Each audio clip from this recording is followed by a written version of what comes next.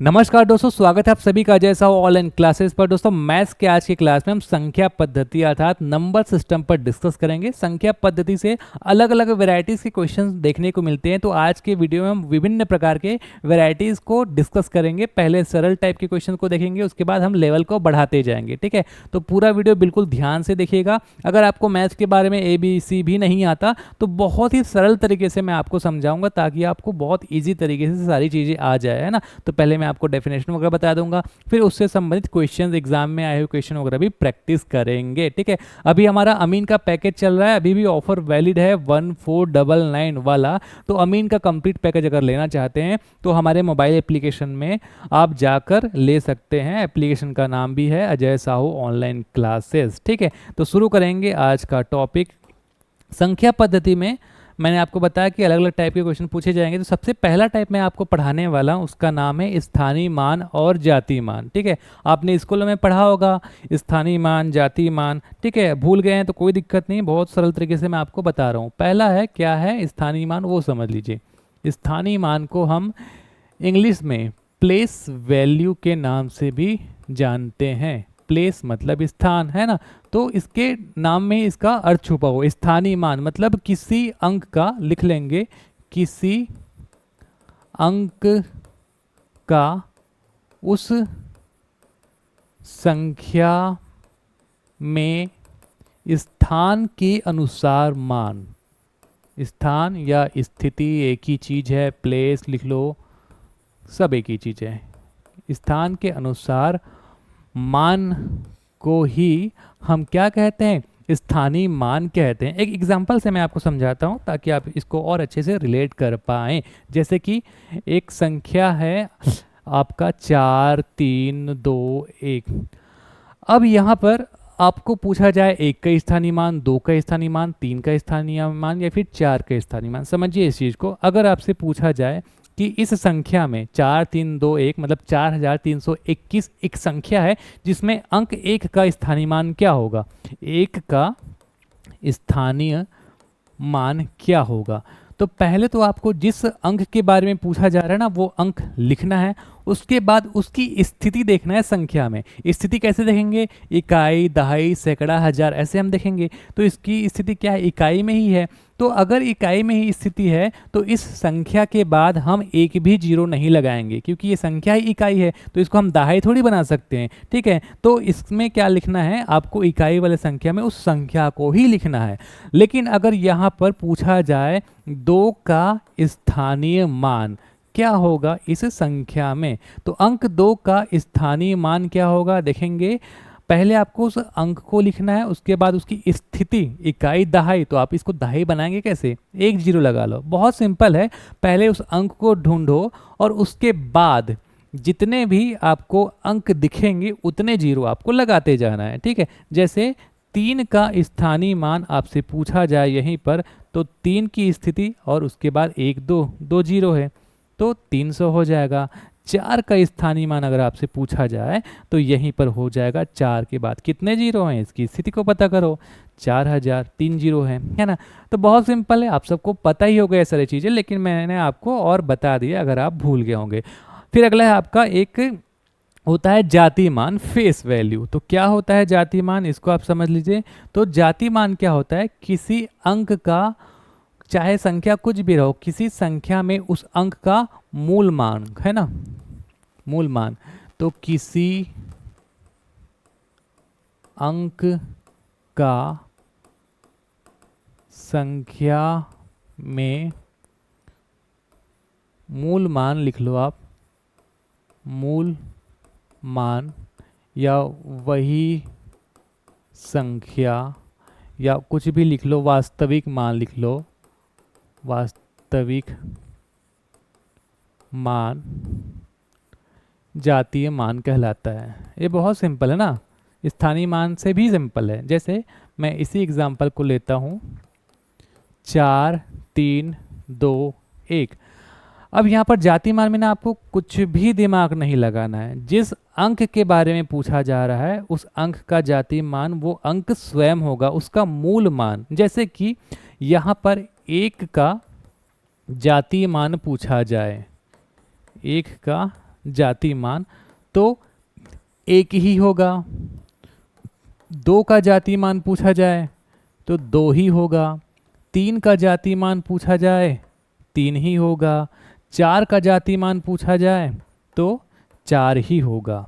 ठीक है, स्थानीय मान और जाति मान में ध्यान देंगे, सिर्फ इकाई वाला जो संख्या रहता है ना वो सेम रहता है। जैसे यहाँ पर स्थानीय मान 1 का भी 1 होगा और जाति मान भी 1 होगा, लेकिन 2 का स्थानीय मान यहाँ पर 20 हो जाएगा, लेकिन जाति मान 2 ही रहेगा। तो जाति मान में वो किसी भी स्थिति में रहे, स्थिति मायने नहीं रखता, उसका मूल मान मायने रखता है, तो वही मूल मान ही उसका जाति मान होता है। ठीक है, तो अब इससे संबंधित कुछ क्वेश्चंस जो हैं पूछे गए हैं वो सब हम देख लेते हैं। ठीक है, पहला क्वेश्चन आप देख लीजिए, यहाँ पर लिखा हुआ है एक संख्या है 4 5 3 7 6 8 2, इसमें 7 के स्थानीय मान एवं जाति मान में अंतर क्या होगा। अब इस बहुत आसान क्वेश्चन है, लेकिन कई बार हम कैसे फंस जाते हैं, स्थानीय मान सबको याद रहता है, जाति मान क्या होता है भूल जाते हैं, तो इसलिए मैंने आपको दोनों बता दिया। अब इसको हम सॉल्व करते हैं, ये इसके ऑप्शंस दिए गए हैं, तो यहाँ पर इसको सॉल्व करके देखते हैं।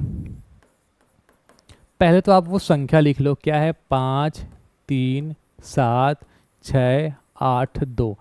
इस संख्या में 7 के स्थानीय मान, तो 7 का स्थानीय मान, चलो लिख लो यहाँ पर 7 ही लिख लो, 7 का स्थानीय मान निकालो क्या होगा। यहाँ पर 7 का स्थानीय मान 7 लिख लो, कितने बार जीरो लगाना है आपको, 3 अंक है, तो 1 2 3। ठीक है, उसके बाद 2, यहाँ पर 2 है, 7 का स्थानीय मान और क्या लिखा है एवं जाति मान, नहीं नहीं नहीं है ना, 7 के बारे में पूछा है, 2 के बारे में नहीं पूछा है, 7 का ही आपको जातीय मान पूछा है। तो 7 का जातीय मान क्या होगा, वो संख्या स्वयं होता है, जातीय मान में ज़्यादा दिमाग लगाने की जरूरत नहीं है। तो आपको क्या पूछा जा रहा है, इस संख्या में 7 का स्थानीय मान 7000 हो गया, 7 का जातीय मान 7 हो गया, इनमें अंतर मतलब आपको सिंपली क्या करना है, माइनस कर देना है, तो घटा दो, 3 आ जाएगा, 9, उसके बाद हंसले 1, 9 हंसले 1, 6 9 9 3, 6 9 9 3, ऑप्शन नंबर सी। ठीक है, बहुत सिंपल है, अभी मैं आपको स्टार्टिंग है इसलिए सिंपल क्वेश्चंस करा रहा हूँ, धीरे धीरे हम लेवल को बढ़ाते जाएंगे। उसके बाद अगला क्वेश्चन है 5 2 7 4 3 5, एक ये संख्या है, इसमें 7 तथा 3 के स्थानीय मान, दोनों का स्थानीय मान में अंतर क्या होगा, ये आपको पूछा जा रहा है। ठीक है, तो इसको भी हम सॉल्व करते हैं। क्या संख्या है 5 2 7 4 3 5, इसमें 7 तथा 3 के स्थानीय मान, 7 का स्थानीय मान क्या हो जाएगा, यहाँ पे 7 के बाद 3 जीरो आपको लगाना है, और यहाँ पर पूछा जा रहा है 3 का स्थानीय मान, है ना, 3 का स्थानीय मान क्या हो जाएगा, 3 के बाद 1 जीरो।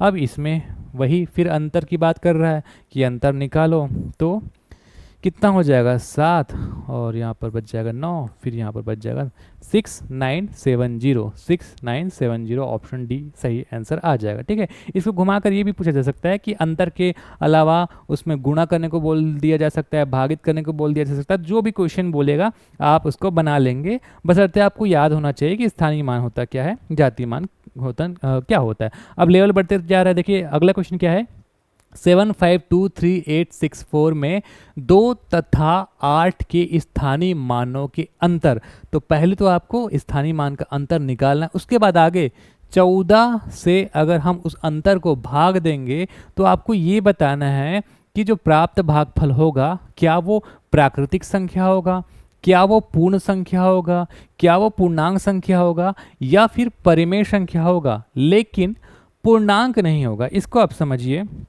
ठीक है, इससे पहले मैंने आपको प्राकृतिक संख्या, पूर्ण संख्या, पूर्णांक संख्या, परिमेय संख्या क्या होता है सब कुछ स्पष्ट बताया है।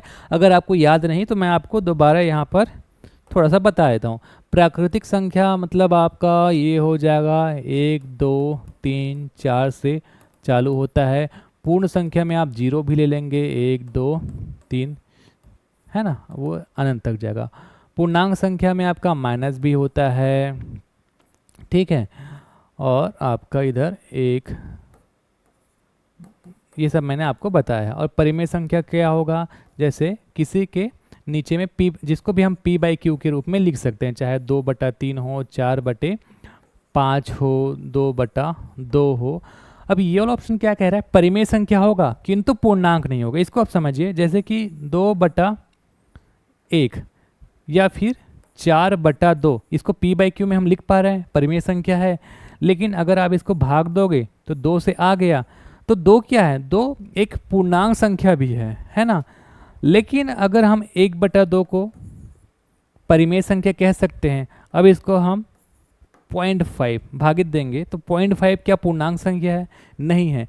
तो अगर हम इसका कैलकुलेशन करेंगे, है ना, क्वेश्चन के अनुसार, और अगर वो दशमलव में आएगा तब परिमेय संख्या तो हो जाएगा वो, लेकिन पूर्णांक नहीं होगा। मतलब अगर दशमलव में आएगा तब की बात है, और अगर कोई संख्या में आएगा तो हमको इसके हिसाब से अंदाजा लगाना है। ठीक है, क्या क्या कह रहा है क्वेश्चन, आप समझ गए। अब हम इसको सॉल्व करते हैं। ठीक, तो यहाँ पर इसको हम सॉल्व कर लेते हैं। पहले आप वो संख्या लिख लीजिए, 7 5 2 3 8 6 4। इसमें 2 तथा 8 के स्थानीय मान का अंतर निकालना है। तो 2 का स्थानीय मान क्या हो जाएगा, 2 के बाद 4 जीरो है तो 20,000 हो जाएगा, 4 जीरो लगा दिया। उसके बाद क्या है, 8 का स्थानीय मान क्या हो जाएगा, 8 के बाद कितने जीरो हैं, 2 जीरो, 800। तो 20,000 में 800 घटाओगे तो 19,200 आएगा। अब क्या कह रहा है, 19,200 है, इसको आपको 14 से भाग देना है। दे दो भाग, 19,200 14 से भाग दो, दे दो। अगर शेषफल जीरो आएगा मतलब कोई दशमलव वाला खेल नहीं है, लेकिन शेषफल जीरो नहीं आ रहा है, दशमलव में आ रहा है ना, तो ये ऑप्शन वाला डी वाला आपका हो जाएगा, क्योंकि परिमेय संख्या तो होगी लेकिन वो पूर्णांक नहीं होगी। ठीक है, तो इसको भाग देकर देखते हैं। 14 एकम 14 बच गया 5, और ये आ गया आपका 2, तो ये 14 तिया 42, 14 3 से चले जाएगा, 14 तिया 42। उसके बाद हो जाएगा यहाँ पर 10 बच जाएगा, एक उतार लो, है ना। अब आपका कितने बार जाएगा, 14 सत्ते 98, 2, फिर यहाँ पर जीरो उतार लो, 14 एकम 14 बच गया 6। अब यहाँ पर ना फिर देखिए जो शेषफल कितना बच जा रहा है, शेषफल आपका जो है वो 6 बच जा रहा है। ठीक है, मतलब अब आगे जैसे भाग देंगे ना, तो आगे भाग देंगे तो आपका दशमलव लगाना पड़ जाएगा, मतलब शेषफल बच रहा है ना। तो यहाँ पर आप ध्यान देंगे 19,200/14, क्या ये परिमेय संख्या है, बिल्कुल है, लेकिन क्या पूर्णांक है, आप कैलकुलेशन कर रहे हैं, पूर्णांक नहीं है। तो ऑप्शन नंबर डी इसका सही जवाब आएगा। ठीक है, उम्मीद करता हूँ इसको आप समझ गए होंगे, बहुत आसानी से मैंने आपको समझाने की कोशिश किया है। फिर है आपका अगला क्वेश्चन है कि संख्या 1362.50 में 5 का स्थानीय मान क्या होगा। तो यहाँ पर देखिए दशमलव वाला एक क्वेश्चन आ गया, इसको सॉल्व करते हैं। 5 का स्थानीय मान इकाई में होगा, दहाई में होगा, सैकड़ा में होगा, या सौवा। सौवा का मतलब है या तो फिर 1/100, मतलब 5/100 वाला खेल होगा, ऐसा ये पूछ रहा है ना। तो निकाल लेते हैं। तो दशमलव वाला में स्थानीय मान कैसे निकालते हैं, तो यहाँ पर आप देखिए 5 का स्थानीय मान अगर हम देखेंगे बिना दशमलव, अगर दशमलव नहीं होता तो हम 5 ही लिखते, लेकिन यहाँ पर दशमलव है तो दशमलव के बाद कितने जीरो अंक आपको दिख रहे हैं उतने जीरो नीचे लगाना है। तो यहाँ पर हमको 1 और 2 अंक दिख रहे हैं, तो जो 2 जीरो हमको लगाना है। तो ये ऑप्शन डी इसका सही जवाब होगा। ठीक है, अगर इसी क्वेश्चन में 5 का जातीय मान पूछा जाता तो जातीय मान में दशमलव से भी कोई मतलब नहीं रहता, 5 ही आता है ना। आपको दशमलव में स्थानीय मान में तो थोड़ा दिमाग लगाना पड़ेगा, लेकिन जातीय मान में वो 5 ही रहेगा। ठीक है, तो ये ऑप्शन हो गया। अब अगला क्वेश्चन देखते हैं। ठीक है, अब क्वेश्चन को थोड़ा सा लिखते जाइए, मैं लिख देता हूँ यहाँ पर, साथ साथ लिखते जाइए आप। क्वेश्चन नंबर 5 है 357.21 में 5 का स्थानीय मान, 5 का स्थानीय मान कितना होगा। आपके ऑप्शंस हैं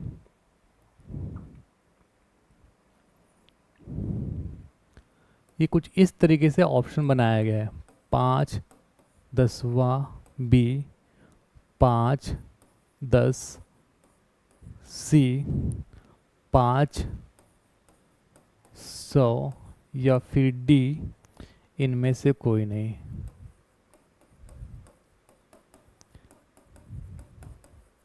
ये सिर्फ आपको कंफ्यूज करने के लिए ऐसे लिख दिया गया है।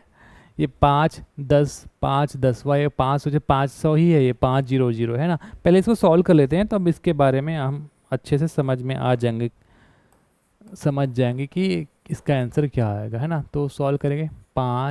3 5 7.21 में 5 का स्थानीय मान, यहाँ पर आप देखेंगे कैसे निकाल सकते हैं हम 5 का स्थानीय मान। तो अगर यहाँ पर दशमलव नहीं रहता तो हम क्या निकालते, 5 का स्थानीय मान, 5 के बाद जितने जीरो है वो लगा देते, 3 जीरो लगा देते, जितने अंक है उतने जीरो लगा देते हैं, ठीक है। अब यहाँ पर दशमलव है तो उतने अंक हम नीचे भी उतने जितने अंक उतने जीरो हम नीचे भी लगाएंगे, ठीक है। कटा दो इसको, तो क्या आ रहा है 50।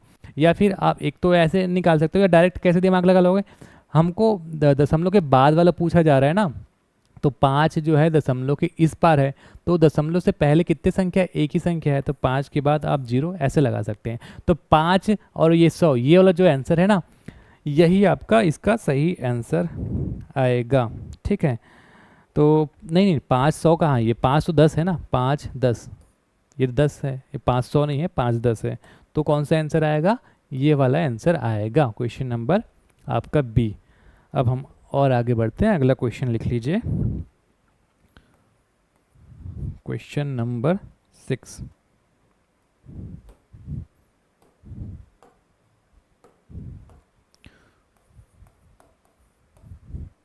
ये थोड़ा बड़ा क्वेश्चन लिखिए। जब निम्न श्रेणी को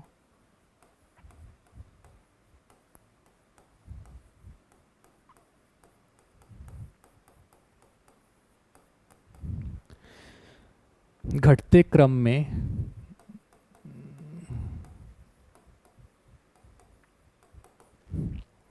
व्यवस्थित किया जाए,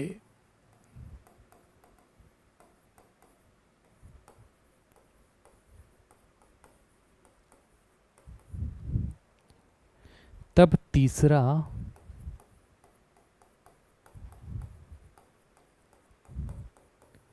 एवं पांचवी संख्याओं के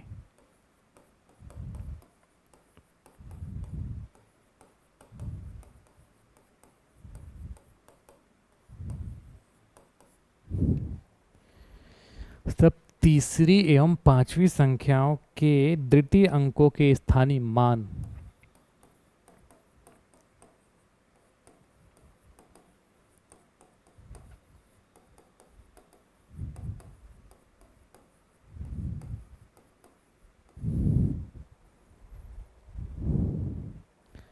का अंतर क्या होगा।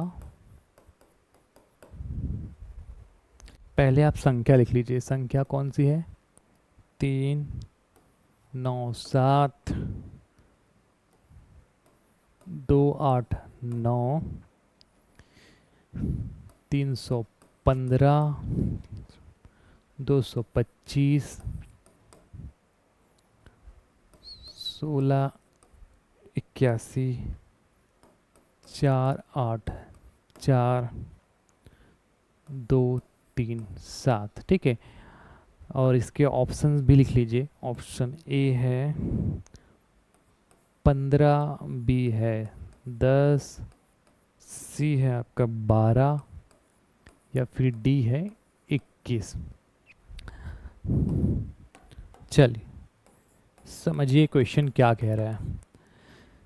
ये श्रेणी दे दिया गया है, अब आप इसको घटते क्रम में व्यवस्थित करेंगे। घटते क्रम का मतलब जो है सबसे बड़ा जो यहाँ पर होगा उसको पहले लिखेंगे, फिर उससे छोटा, फिर उससे छोटा, ऐसे घटते क्रम में व्यवस्थित करना है।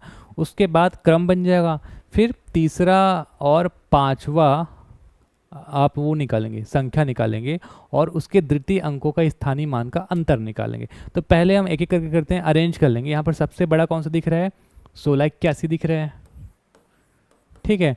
उसके बाद क्या दिख रहा है, 484 दिख रहा है, ठीक। उसके बाद क्या है, 397, ठीक, उसके बाद क्या दिख रहा है आपको 315, उसके बाद 289, फिर है आपका 237, उसके बाद लास्ट में 225। ये घटते क्रम वाला समझ में आ गया होगा आपको, है ना, कि घटते क्रम में हमने कैसे जमाया। उसके बाद आपको क्या पूछ रहा है, तीसरा, यहाँ से आप देखेंगे तीसरा और पांचवा, तो शुरू से पहला दूसरा तीसरा, तीसरा अंक ये होगा और आपका पांचवा अंक चौथा पांचवा। ठीक है, तो तीसरा अंक में, ये तीसरा अंक 397, इसमें दूसरी संख्या का स्थानीय मान क्या होगा, दूसरी संख्या है 9, इसका स्थानीय मान हो जाएगा 90, मतलब 90। अब पांचवी संख्या में आप देखेंगे, पांचवी संख्या ये थर्ड, तीसरी संख्या है ना। अब पांचवी संख्या क्या है आपका 289, इसमें दूसरी संख्या 8 है, इसका स्थानीय मान क्या हो जाएगा 80। इन दोनों का अंतर, तो 90 में 80 घटाओगे बचेगा कितना 10, वही तो पूछ रहा है, तो आपका ऑप्शन नंबर बी सही जवाब आएगा। ठीक है, आगे बढ़ते हैं, अगला प्रश्न देखिए।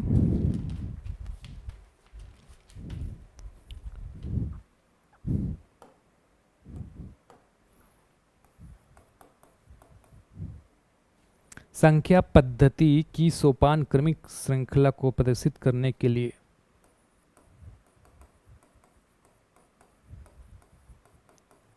संख्या पद्धति की सोपान क्रमिक श्रृंखला को प्रदर्शित करने के लिए कौन सा क्रम सही है।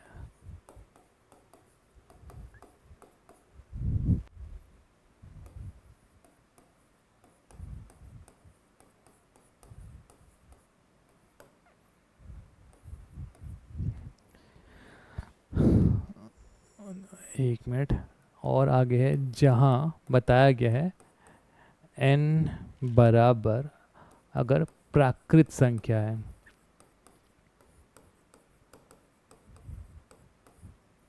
उसके बाद कहा गया है w अगर पूर्ण संख्या है, फिर q अगर परिमेय संख्या हम कहें,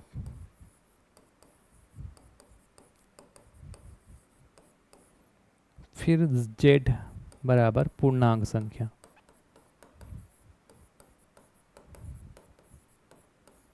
तो आपके ऑप्शन है A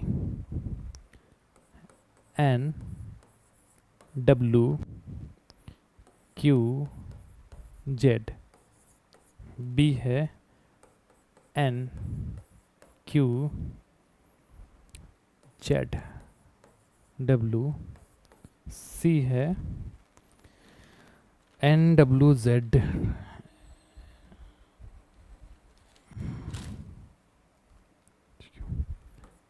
N W Z Q, और डी है डब्ल्यू एन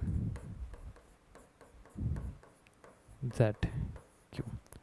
ठीक है, तो क्या कह रहा है, संख्या पद्धति के सोपान क्रमिक श्रृंखला को प्रदर्शित करने के लिए अगर हम n को माने प्राकृत संख्या, w को माने पूर्ण संख्या, q को माने परिमेय संख्या और z को माने पूर्णांक संख्या, तो जो क्रम है संख्या पद्धति को पढ़ने का, वो क्रम को आपको व्यवस्थित करके बताना है कि इनमें से क्या सही है। ठीक है, तो याद करिए पिछला क्लास मैंने सबसे पहले आपको क्या पढ़ाया था, एक क्रम से पढ़ाया था। तो सबसे पहले मैंने आपको प्राकृत संख्या पढ़ाया था, मतलब n के बारे में पढ़ाया था। उसके बाद मैंने आपको पढ़ाया था पूर्ण संख्या, मतलब w के बारे में पढ़ाया था। उसके बाद मैंने आपको पढ़ाया था पूर्णांक संख्या, मतलब z के बारे में पढ़ाया था। फिर उसके बाद पढ़ाया था परिमेय संख्या, मतलब q के बारे में पढ़ाया था। तो इसी सीक्वेंस से हम पढ़ते हैं n w z q, n w z q। Option C आपका सही जवाब है। ठीक है, अब आगे बढ़ते हैं, अगला क्वेश्चन लिखिए। अगला क्वेश्चन साथ में आप लिखते जाइए। संख्या 1729.5 में सभी अंकों के स्थानीय मान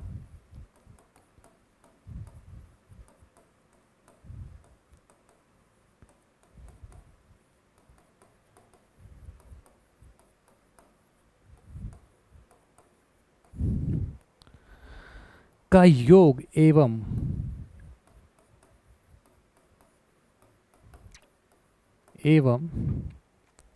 जाति मान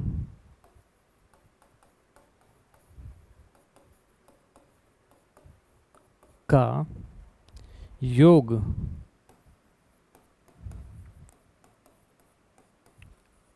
का अंतर होगा। आपके ऑप्शन हैं ए 1700.25 या बी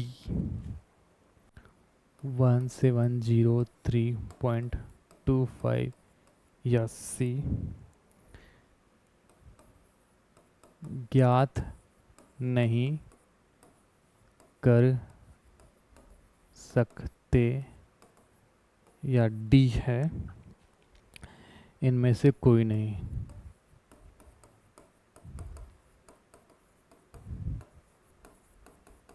ठीक, चलिए देखिए क्या कह रहा है क्वेश्चन। चलिए समझिए क्या कह रहा है क्वेश्चन। एक संख्या दे दी गई है, अब संख्या में जितने भी अंक हैं सबके अंक के स्थानीय मान आपको निकालना है, फिर सबको टोटल करना है और उसी तरीके से सबका जाति मान निकालना है और उसका टोटल करना है। तो आपको उसका अंतर क्या होगा ये बताना है। ठीक है, तो ध्यान देंगे कोई भी संख्या हो अगर उसकी सभी अंकों का स्थानीय मान निकालकर हम वो टोटल करेंगे तो वही संख्या ही आता है। एक सिंपल सा मैं आपको एग्जांपल देता हूँ, जैसे कि आप यहाँ पर 431 इसी का एग्जांपल ले लो। इसमें संख्या 1 का स्थानीय मान 1 हो जाएगा और 3 का स्थानीय मान हो जाएगा 3 0, 4 का स्थानीय मान होगा 4 0 0। अब इसको मैं टोटल करूँगा, है ना, तो टोटल करूँगा तो ऐसे करना आप 430 और 1 ऐसे ही टोटल करोगे ना तो 1 4 3 1 3 4 इतना ही तो आएगा 431। समझ गए आप। तो कोई भी संख्या हो चाहे आप कितना भी बड़ी संख्या ले लो, सब अंक सभी का अगर आप टोटल करोगे स्थानीय मानों का तो संख्या स्वयं आता है। तो पहला तो आपका बहुत इजी हो गया कि 1729.5 की सभी अंकों का स्थानीय मान का योग, स्थानीय मान का योग ये संख्या स्वयं आएगा। मैंने आपको टोटल करके दिखा दिया ना 1729.5 ये संख्या स्वयं आएगा। दूसरा है आपका इसी के सभी अंक का जाति मान का योग करना है आपको। 1729.5 के सभी अंक का जातीय मान का योग। अब यहाँ पर देखेंगे, यहाँ पर आपको कैलकुलेशन करना पड़ेगा। तो सभी अंक में देखिए सबका तो वही अंक ही होता है जातीय मान, जैसे 1 का 1 ही होगा, 7 का 7 होगा, 2 का 2 होगा, 9 का 9 होगा और 5 का 5 होगा। दशमलव है चाहे मत है कोई दिक्कत नहीं है। ठीक है, तो इसको जोड़ लो 9 और ये 10 और 17 18 19 और 19 और 5 हो जाएगा आपका कितना हो जाएगा। और कुछ मिस तो नहीं किया ना, यहाँ पे 25 है इस क्वेश्चन में ना, थोड़ा सा इसको लिख लीजिएगा। थोड़ा सा प्रिंट यहाँ पे टाइप करना भूल गया था, लिखना भूल गया था, यहाँ पर 2 भी है।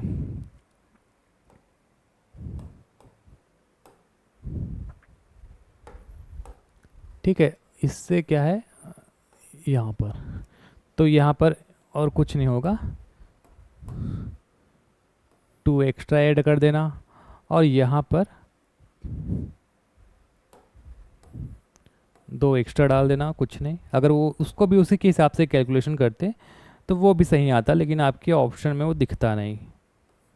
यहाँ पर 2 है 2 है तो 2+5, ठीक है। तो इसको टोटल करोगे तो 24 में हम 2 और जोड़ देंगे, कितना आ जाएगा, 26 आ जाएगा। तो अब आपको 1729.25 इसमें 26 क्या करना है, घटाना है, ठीक है। घटा दो, ये 5 का 5 रहेगा, 2 का 2.3 आ जाएगा, यहाँ पर बच जाएगा 071 1703.25 1703.25, ये आपका सही आंसर आ जाएगा, ठीक है। तो आगे बढ़ते हैं, अगला क्वेश्चन देखते हैं।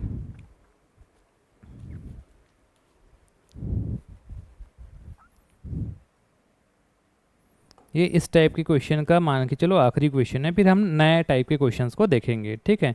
क्वेश्चन को लिखिए, थोड़ा बड़ा है, अगर आप नहीं लिख रहे हैं ना तो जो मैं लिखते जा रहा हूँ उसको थोड़ा सा फास्ट में आप करके देख सकते हैं। एप्लीकेशन और यूट्यूब दोनों में 2x का मोड रहता है, ठीक है। तो 2x मोड में भी आप देख सकते हैं जो मैं लिख रहा हूँ उसको, या फिर थोड़ा सा अगर आपको जल्दी है तो क्वेश्चन लिख रहा हूँ उसको काट भी सकते हैं। तो क्वेश्चन लिख लेता हूँ मैं, 7, 0, 6, 3, 1 और 8, इसमें अब अंकों का उपयोग करके, मतलब इतने 7, 0, 6, 3, 1, ठीक है, अंकों का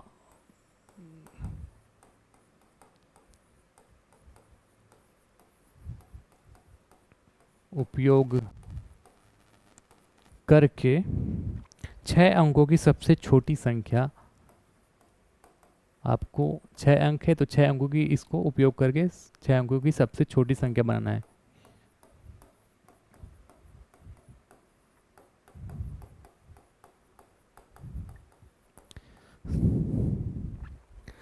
का निर्माण करें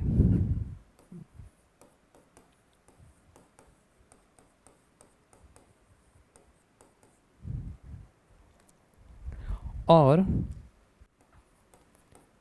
एक और संख्या बता रहा है ये 600913, इस अंकों का उपयोग करके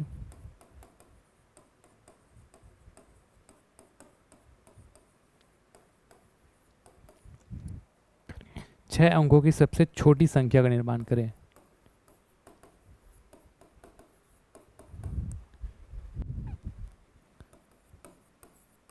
सबसे छोटी संख्या का निर्माण आपको करना है, उनकी तुलना करके उस संख्या का चयन करें, उनकी तुलना करके उस संख्या का चयन करें जो दोनों में सबसे बड़ी हो।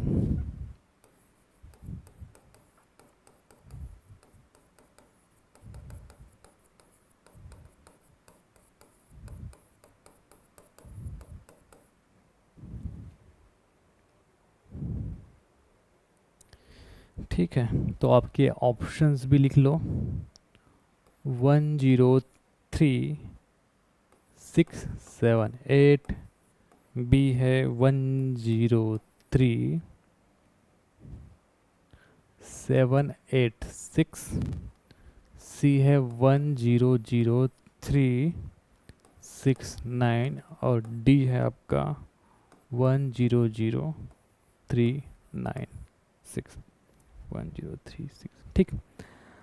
अब आपको यहाँ पर क्या कह रहा है, ये 6 अंक दिया गया है, इस अंकों का उपयोग करके आपको सबसे छोटी संख्या बनाना है। फिर 6 अंक दिया गया है, इसका भी उपयोग करके सबसे छोटी जो है 6 अंकों का आपको बनाना है अंक, और उन दोनों में देखना है कि उन दोनों में क्या है, बड़ी कौन सा है ना। फिर आपका आंसर जो आएगा वही आपका फाइनल आंसर रहेगा। तो इसको सॉल्व करते हैं। संख्या लिख लीजिए 706,318। अब यहाँ पर आपको बनाना है 6 अंकों की छोटी संख्या। क्या बनाना है, छोटी बनाना है ना, छोटी संख्या बनाना है।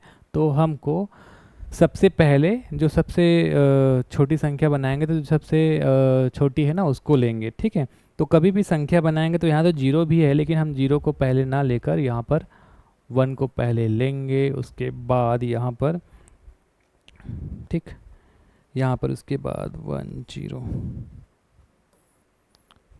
ठीक। वन के बाद क्या है, आपको वन के बाद जीरो लेना है, उसके बाद फिर आपका तीन है, क्योंकि हमको छः अंकों को छोटी संख्या बनाना है, जीरो को पहले लेंगे तो पाँच अंकों की छोटी संख्या बन जाएगी, ठीक है, ध्यान देंगे यहाँ पर, इसलिए हमने वन को पहले लिया है। उसके बाद क्या है, जीरो लेना है, उसके बाद थ्री लेना है, उसके बाद आपको छः लेना है, फिर आठ, छः लेना है, फिर सात लेना है, फिर आठ लेना है, तो ये बन गई। अब यहाँ पर एक और संख्या दिया गया है 600913, यहाँ पर भी छः अंकों की ही छोटी संख्या बनाना है। तो पहले आप एक ले लेंगे, उसके बाद दोनों जीरो को ले लेंगे, उसके बाद आप लेंगे तीन को, फिर छः को, फिर नौ को। अब बताइए इन दोनों में बड़ी कौन सा है, दोनों छः अंक के हैं, यहाँ पर जीरो है, यहाँ पर तीन है, तो बड़ी कौन सा है, ये वाला 103678, 103678 आपका ऑप्शन नंबर ए सही जवाब आएगा, ठीक है। तो इस तरीके से एक टाइप का हमने क्वेश्चन जो है ख़त्म किया। अब हम दूसरा टाइप के क्वेश्चंस पे आएंगे, इकाई अंक पर आधारित प्रश्न लिख लेंगे आप।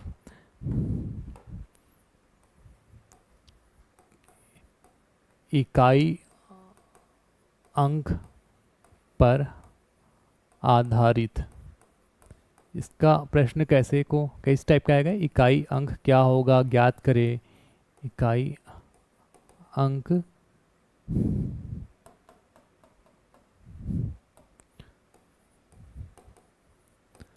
ज्ञात करना। ठीक, क्वेश्चन आपको दिया जाएगा और पूछा जाएगा कि बताइए ये जो अंक है उसमें इकाई संख्या क्या होगी। ठीक, एक एग्जांपल से मैं आपको यहाँ पर क्वेश्चन लिख देता हूँ, समझाता हूँ। जैसे लिख दिया गया है क्वेश्चन में 7 की घात 105 का इकाई अंक क्या होगा।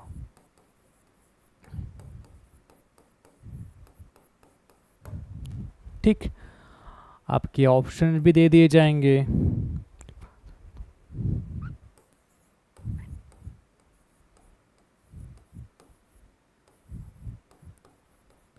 ठीक, तो यहाँ पर देखिए इकाई अंक हम निकालते कैसे हैं ये मैं आपको बताने वाला हूँ। ठीक है, ध्यान से समझेंगे इसको, इसमें मैं पहले कॉन्सेप्ट आपको समझाऊंगा, उसके बाद बहुत सारे क्वेश्चंस को हम प्रैक्टिस करेंगे, आप आसानी से बना लोगे इस चीज़ को।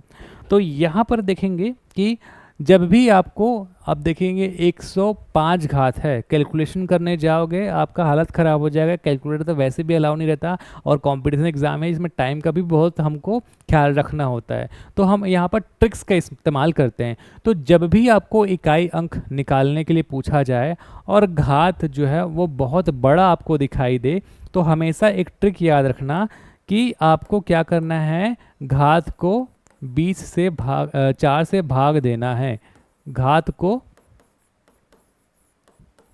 ये एक ट्रिक है ना, 4 से भाग देना है।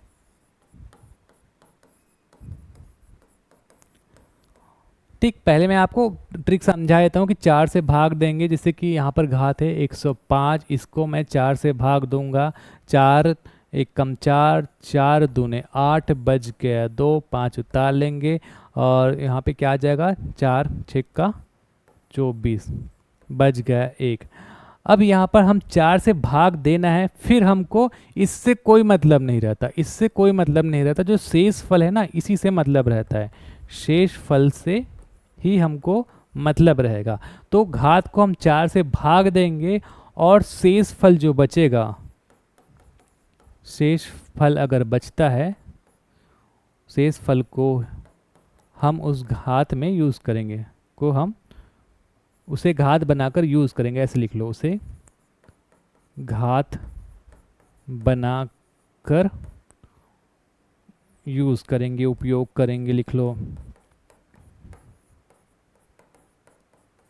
ठीक है, तो यहाँ पर क्या हुआ, शेष फल 1 आया, तो मैं क्या करूँगा, 7 के घात इस 105 को 105 ना लिख कर 1 लिखूँगा, तो 7 के घात 1 बराबर कितना आ जाएगा, 7 आ जाएगा। अब 7 देखिए, इसका इकाई संख्या क्या आ रहा है, इकाई संख्या 7 आ रहा है, मतलब आपका ऑप्शन नंबर बी सही हो जाएगा। ठीक है, तो ध्यान देंगे, कभी भी इकाई संख्या पूछा जाए, घात बहुत बड़ा दिखेगा, उसको हम 4 से भाग देंगे, शेषफल जो बचेगा उसी को हम इसका घात बना देंगे और उसको क्या करेंगे, उसको हम इकाई संख्या निकालने में कैलकुलेशन करेंगे। ठीक है, अब यहाँ पे कुछ और एक दो ट्रिक लिख लो। कितनी भी बड़ी संख्या हो, अगर इकाई संख्या 0, 5 या फिर 6 आता है, 0 आएगा इकाई उस संख्या में, कितनी भी बड़ी संख्या रहे उसकी इकाई में, मतलब जैसे कि 430 इकाई में 0 है, 435 इकाई में 5 है और 436 इकाई में 6 है। तो कोई भी बड़ी संख्या अगर उसकी इकाई में 0 हो, उसकी इकाई में 5 हो और उसकी इकाई में 6 हो, तो इकाई संख्या यही आएगा, है ना, उसका इकाई 0 ही आएगा। अगर संख्या 5 है तो उसका 5 ही आएगा और 6 है तो 6 आएगा। ठीक है, तो जिस संख्या के अंक में 5 हो, इकाई अंक 5 आता है, 0 हो 0 ही आएगा और 6 हो तो 6 ही आएगा। अगर उसके घात में कुछ भी लगा दो, कोई कैसे भी कैलकुलेशन कर लो। ठीक है, अब यहाँ पर अब एक चीज़ और देख लेना कि अगर आप घात से यहाँ पर एक यूज़ करें, शेषफल देखें एक बचा है, ऐसा कोई केस आएगा कि शेषफल बचेगा ही नहीं, शेषफल 0 आएगा, तब आप क्या लेंगे, तब आप क्या लेंगे, 0 की जगह आप 4 ही डायरेक्ट लेंगे। जैसे कि एक और एग्जांपल मैं आपको यहाँ पर समझाता हूँ, यहीं पर आपको एक समझा देता हूँ। चलो ठीक, एक क्वेश्चन मैं आपको बता देता हूँ, जैसे कि 942 का घात 88, इसका इकाई अंक आपको ज्ञात करना है। ठीक, तो हमारे ट्रिक के हिसाब से हम 88 को 4 से भाग देंगे। ठीक है, 4 दूने 8, 4 दूने 8, कोई शेषफल बचा क्या, नहीं बचा। हमारा ट्रिक क्या था, जो शेषफल बचेगा उसको हम घात लगाएंगे। अब अगर शेषफल नहीं बचा तो हम यहाँ पर क्या लिखेंगे, शेषफल नहीं बचेगा तो हम 4 ही लिखेंगे, है ना, 0 की जगह 4 लिखेंगे। तो 9 4 2 का घात 4। अब इकाई संख्या आपको निकालना है तो हमेशा इकाई का ही उपयोग करना है, इस सब को कैलकुलेशन करने की कोई ज़रूरत नहीं रहता। जब भी इकाई संख्या निकालना रहता है इकाई अंक का ही कैलकुलेशन करते हैं हम, है ना। तो 2 का पावर 4, 2 का घात 4, 2 गुणा 2 गुणा 2 गुणा 2 करेंगे, है ना, 2 दूने 4, 4 दूने 8, 8 दूने 16, तो इकाई संख्या आपका 6 आ जाएगा। ठीक है, तो इस तरीके से आप क्या करेंगे, कैलकुलेशन करेंगे। आगे मैं आपको और क्वेश्चन बताता हूँ, आपको धीरे धीरे ये सारी चीज़ें समझ में आ जाएगा। तो लिखिए, चलिए क्वेश्चन।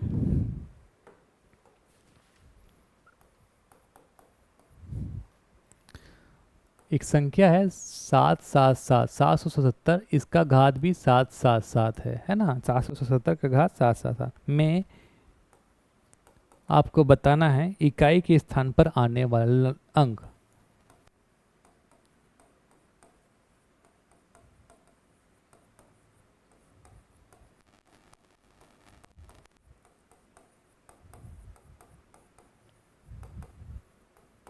ठीक है, बताना है आपको क्या आएगा इसके इकाई में। आपके ऑप्शन हैं 1 3 9 और 7। 1 आएगा, 9 आएगा, या फिर 3 आएगा, या फिर 7 आएगा। ठीक, तो चलिए ट्रिक के हिसाब से हम कैलकुलेशन करके देखते हैं कि यहाँ पर क्या आएगा।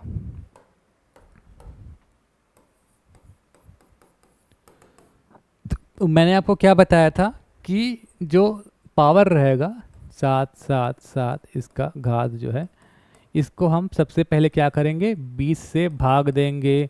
तो दे दीजिए, 20 बोल रहा हूँ, 4 से भाग देंगे।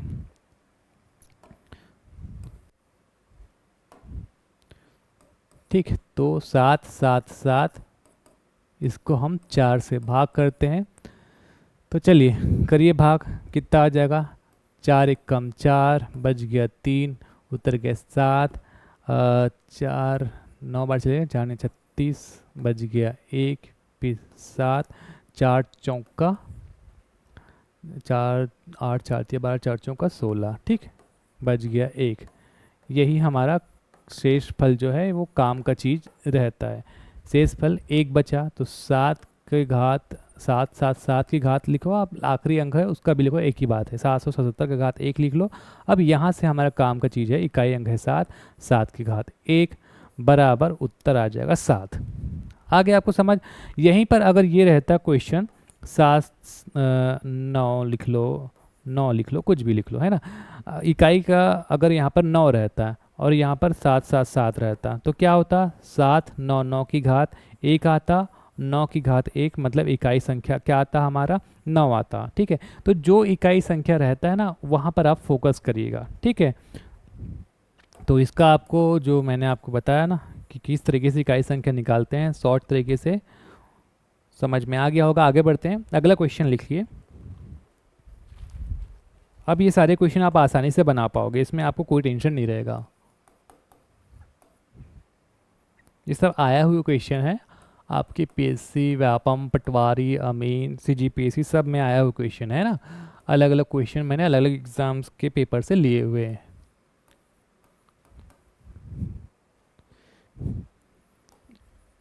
कि इकाई संख्या आपको बताना है।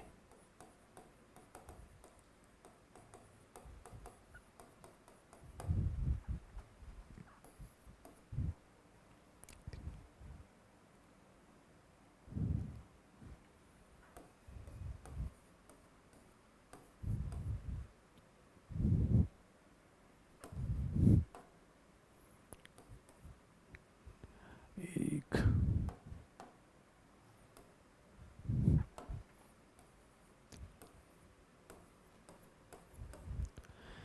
चलिए सॉल्व करते हैं इसको।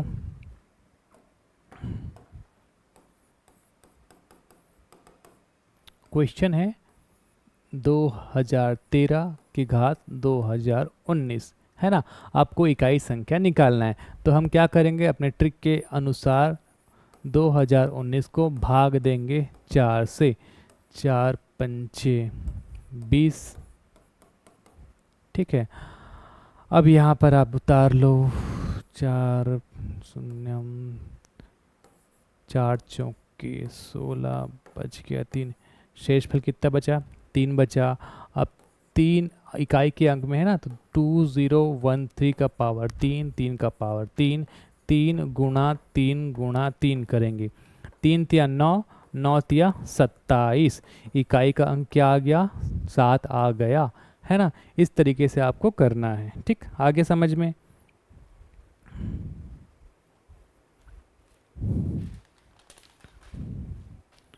और क्वेश्चन देखते हैं अलग टाइप का इकाई के अंक के लिए।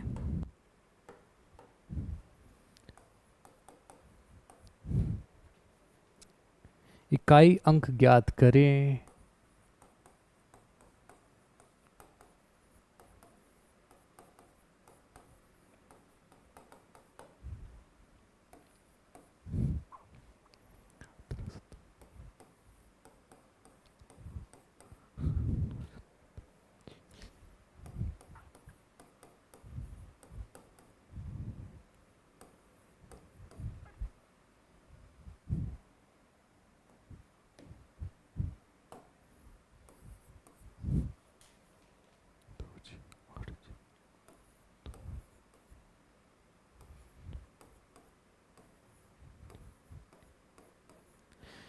ये आपको क्वेश्चन दिया गया है, अब इसमें से आपको इकाई अंक ज्ञात करना है। तो इस तरीके से क्वेश्चन को हम कैसे करते हैं, देखिए मैंने आपको बताया था कि हमेशा अगर आप संख्या देखेंगे ना, तो संख्या के जो इकाई अंक है, अगर हम इकाई संख्या ज्ञात कर रहे हैं तो इकाई अंक को ही हम काम की चीज़ मानते हैं, उसी को लेकर चलते हैं। तो सॉल्व करके मैं आपको दिखाता हूँ इसको कैसे सॉल्व करेंगे।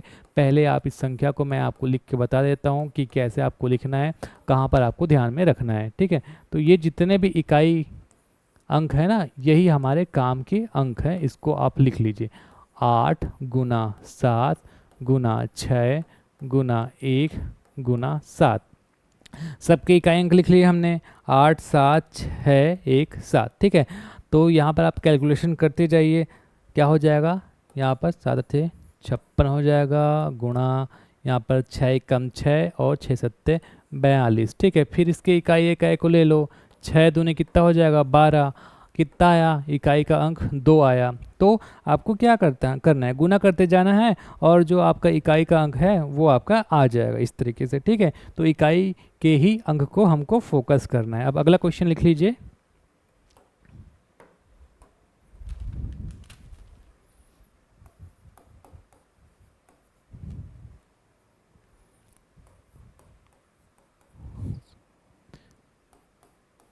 सात की घात 7 1 71, 6 की घात 5 9 59 गुणा 3 की घात 6 5, इसका इकाई अंक आपको निकालना है।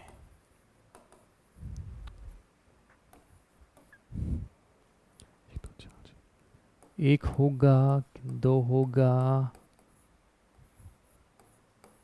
कि 4 होगा, कि 6 होगा।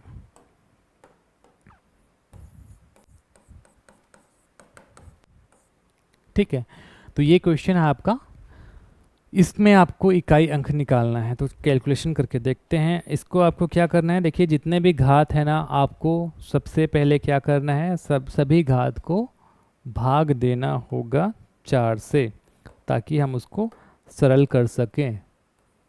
ये 7 1 है, ठीक है। तो मैं पहले 7 की घात 7 1, इसका इकाई अंक निकाल लेता हूँ। कैसे निकालूंगा, 71 को 4 से भाग दे दो, 4 एकम 4, 3 और 4 सत्ते 28, बच गया 3, मतलब 7 की घात 3, तो 7 सत्ते 49 और 49 7 या 63, एक 7 गुनी 7 होगा ना, तो 7 सत्ते 49 हो जाएगा। 49 गुनी 7, 7 9 सत्ते कितना हो गया, तो 7 या 63 हो जाएगा। 63 मतलब इकाई अंक कितना आ जाएगा, 3 आ जाएगा, ठीक है। इसका इकाई अंक 3 आ गया। उसके बाद 6 का पावर 5 9, इसका हम इकाई अंक निकालेंगे। तो 59 को भी आप क्या करोगे, 4 से भाग दे दोगे, ठीक है। भाग दे दीजिए। फिर यहाँ पर देखेंगे 4 एकम 4 हो गया, 1 बच गया, 9 आ गया, 4 चौके 16, यहाँ पे फिर 3 आ गया शेषफल, तो 6 के पावर 3 हो जाएगा।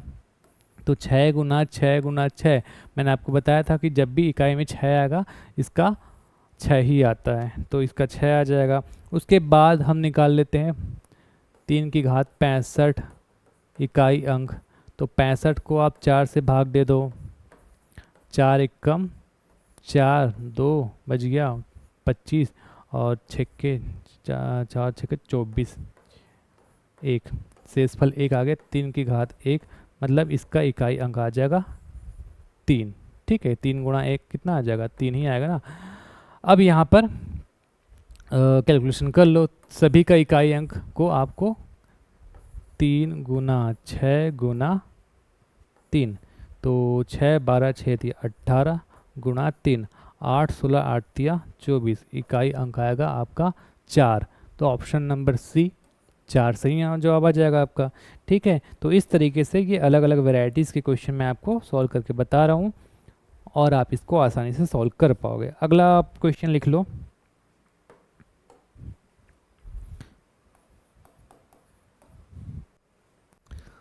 सात की घात 9 5 माइनस 3 की घात 5 8 का इकाई अंक आपको ज्ञात करना है।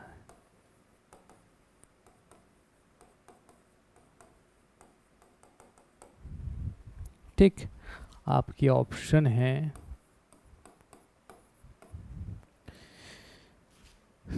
0 1 2 या फिर 4।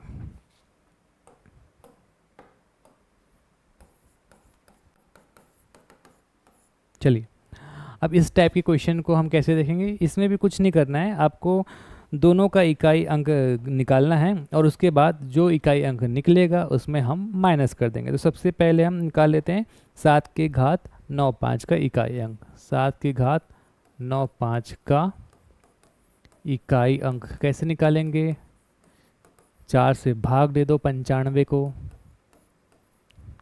4 दूने 8 बच गया 1, उतर गया 5, 4 चौके 16, शेषफल बच गया एक ही तो हमें काम का चीज़ है, तो 7 की घात क्या आ जाएगा 1, मतलब इकाई का अंक 7 एकम 7 एक ही आ जाएगा। तो यहाँ पर 7, यहाँ पर 1 आ गया, पहला इकाई अंक 7। अब फिर हम दूसरा देखते हैं, 3 की घात 5 8, इसका इकाई अंक, तो 5 8 को अब 4 से भाग देंगे, ठीक है। तो 5 8 को 4 से भाग देंगे तो कितना आ जाएगा 4 एकम 4, ये हो गया आपका 1, फिर आपका ये 8 उतर गया, 4 चौका 16 बच गया शेषफल 2, तो 3 की घात यहाँ पर 2 आ जाएगा, तो 3 गुणा 3 कितना हो जाएगा 9 हो जाएगा, ठीक है। अब यहाँ पर देखेंगे कि आपको करना क्या है। आपको क्या करना है, आपका समीकरण क्या है, 7 की घात 9 5 माइनस 3 की घात 5 8, बीच में क्या है माइनस है। तो यहाँ पर आप देखेंगे इसका इकाई अंक आया है मेरे पास 7 माइनस इसका इकाई अंक आया है मेरे पास 9। अब देखिए इसमें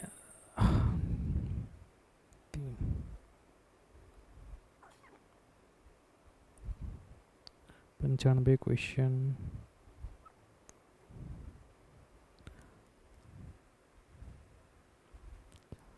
चार दूनी 8, एक कुछ गड़बड़ तो नहीं हो गया।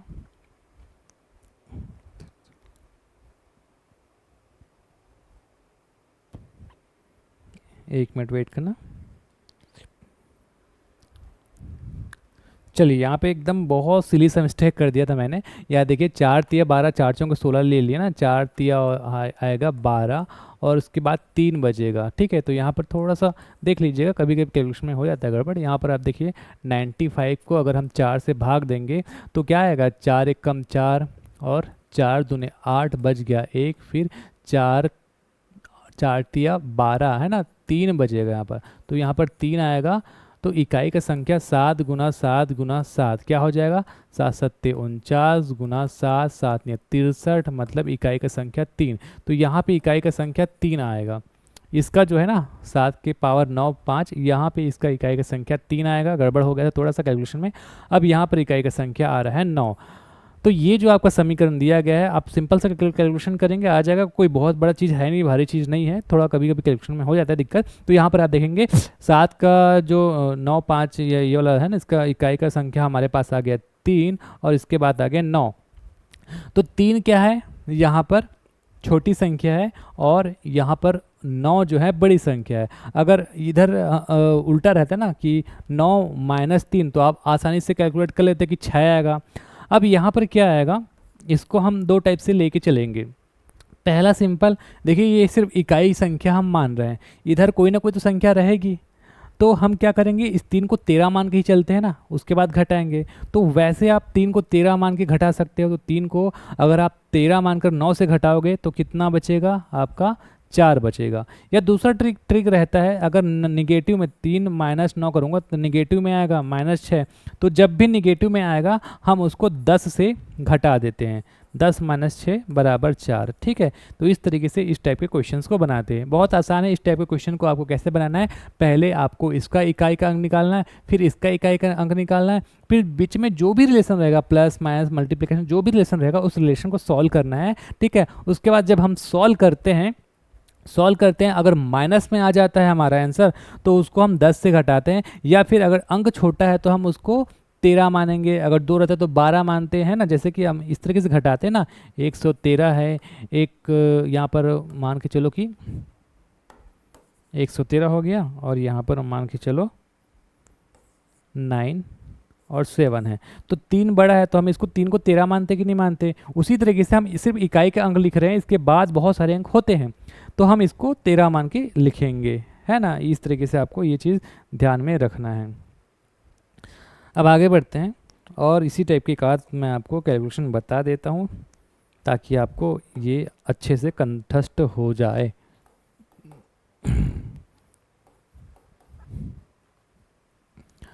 नाइन का पावर 84 माइनस 4 की घात 16, आपको इकाई अंक ज्ञात करना है।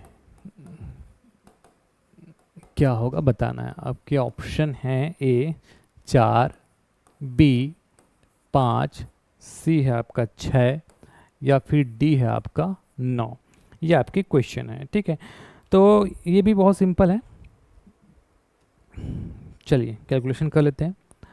तो यहाँ पर सारे ऑप्शन ठीक है कि नहीं चेक कर लेता हूँ, कभी कभी लिखने में गड़बड़ हो जाता है, ठीक है।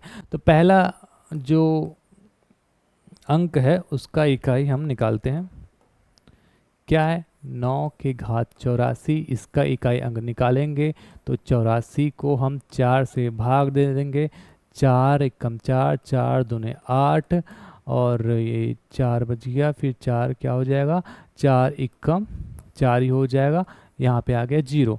अब मैंने आपको बताया था जब भी शेषफल 0 आ जाएगा, 0 वाला मामला रहेगा तो आप क्या करेंगे, उसका घात 4 ही लिखेंगे, तो 9 का घात 4 लिखेंगे, ठीक है।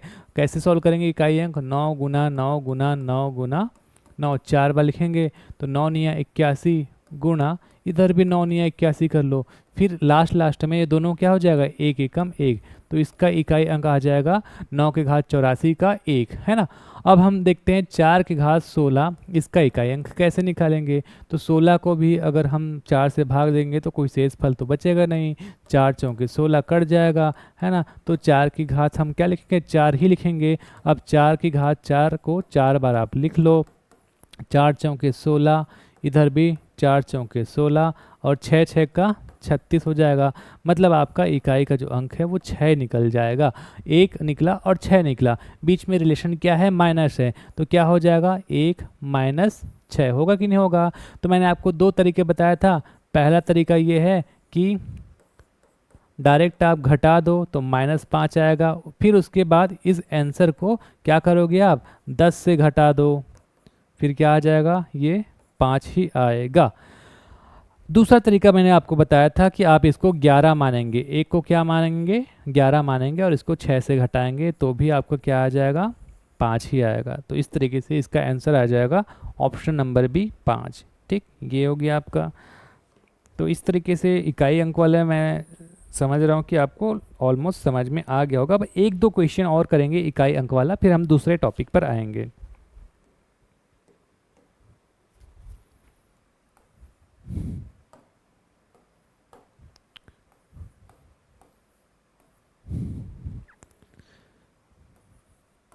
यदि 4 5 9 गुणा 4 6 गुणा, ये अच्छा क्वेश्चन है, 2 8 @ यहाँ पे एक सिंबल है, कहीं पे x y z a b से लिखा रहता है ना, उसी तरीके से एक सिंबल है @ गुना 4 8 4 के गुणनफल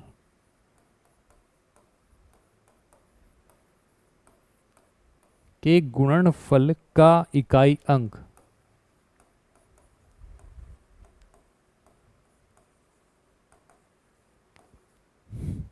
2 है,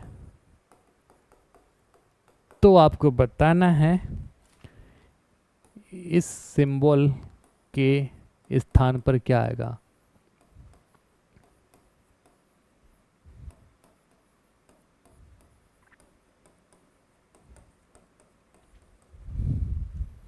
आपके ऑप्शन हैं 3 5,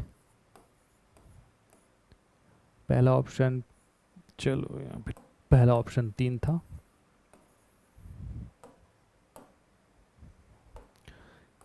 ए क्या था, ए था 3 था, बी था 5, सी 7 और डी है आपका 8।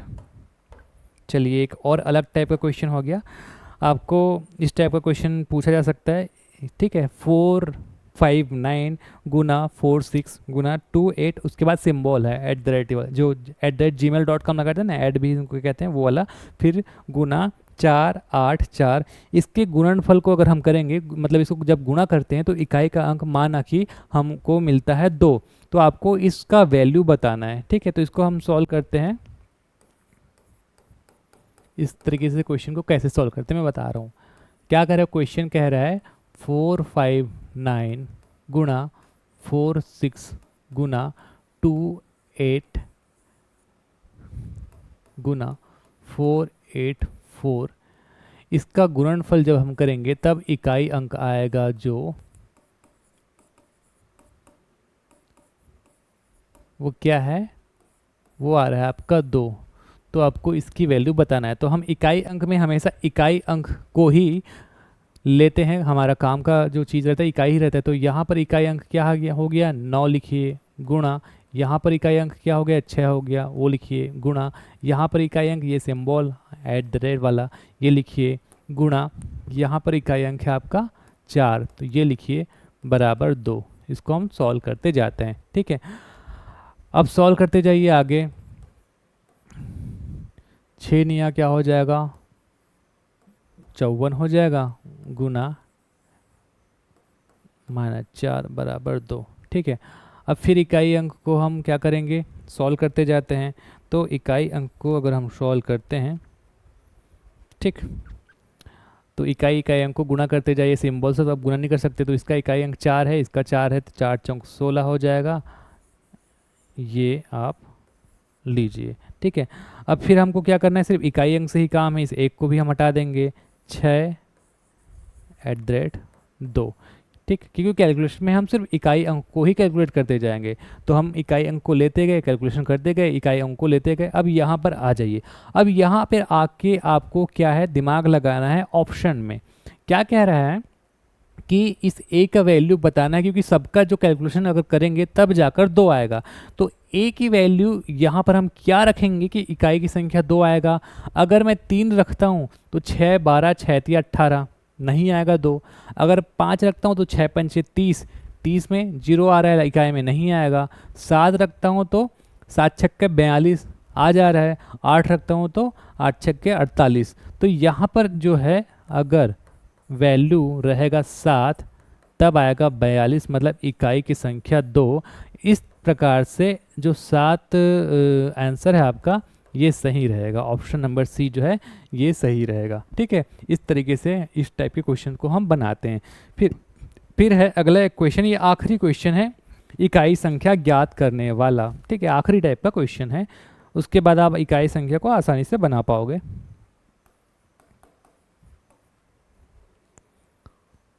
7 को 7 से 107 बार गुना करने पर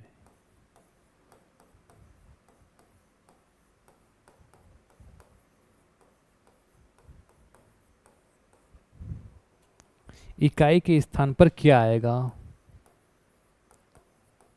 इकाई संख्या जो है क्या रहेगा, 7 को 7 से 107 बार गुना करना है। ठीक है, तो क्या आएगा इकाई की संख्या, आपके ऑप्शन है 1 आएगा या 3 आएगा या 7 आएगा या फिर 9 आएगा। ठीक, चलिए इसको सॉल्व करते हैं। तो देखिए इस टाइप के क्वेश्चन को तो हमने एकदम स्टार्ट में ही सॉल्व कर लिया था। इसको बस घुमा के पूछ दिया गया है, और मैंने इसको इसलिए यहाँ पर बता रहा हूँ कि अगर घुमा कर भी पूछ दिया जाए तो आपसे बन जाए। 7 को 7 से 107 बार गुना करने का क्या मतलब है, 7 का पावर 107 ही होता है। अब इकाई की संख्या आसानी से आप निकाल लोगे। कैसे करोगे, 107 को आप 4 से भाग दोगे, 4 से भाग देकर देख लो, 4 दूने 8 बच गया 2, 4 6 चौका 24 हो गया, है ना, बच गया 3, मतलब 7 के घात 3, 7 गुना 7 गुना 7, 7 सत्ते 49 गुना 7, 9 सत्ते 63, इकाई की संख्या 3। देख लीजिए इकाई की संख्या 3 ऑप्शन नंबर बी में है। इस प्रकार से आपका ये क्वेश्चन भी बन जाएगा। ठीक है, तो अब जो है आपका जितने भी इकाई संख्या निकालने वाला टाइप के क्वेश्चन है वो हमने प्रैक्टिस कर लिया। अब नया टाइप का क्वेश्चन पढ़ेंगे, अभाज्य गुणनखंड वाला प्रश्न। कि अभाज्य गुणनखंड से संबंधित जो है किस टाइप के प्रश्न आपसे पूछे जा सकते हैं।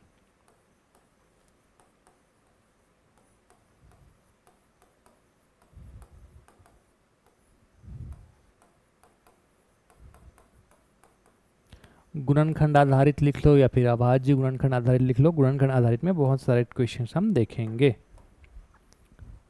जैसे कि क्वेश्चन आपसे पूछा जा रहा है, आपको समझना है फिर बनाना है। क्वेश्चन है 25 गुना 24 गुना 16 गुना 17, ये क्वेश्चन है आपका। में अभाज्य गुणनखंडों में अभाज्य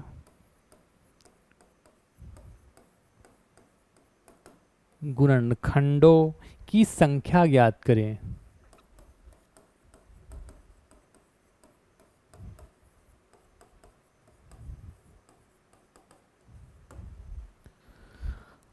आपके ऑप्शंस हैं ए 12 या बी 10, सी है आपके 11 या फिर डी है आपका 9।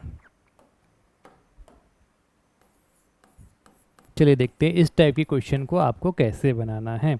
कुछ नहीं करना है, हमको क्या करना है, गुणनखंडों में तोड़ना है। जैसे 25 है, 24 है, 16 है और 17 है, ठीक है। इसको क्या है, गुणनखंड में हमको तोड़ते जाना है। जैसे 25 को हम क्या लिख सकते हैं, 5 गुना 5 लिख सकते हैं। 24 को क्या लिख सकते हैं, 24 को लिख सकते हैं हम 2 गुना 2 गुना 3 गुना 2 गुना 3, है ना। तो इसको कैसे लिखेंगे मैं आपको बता रहा हूँ, और इसका आंसर कैसे निकालेंगे मैं भी आपको वो सब चीज़ आपको बता रहा हूँ।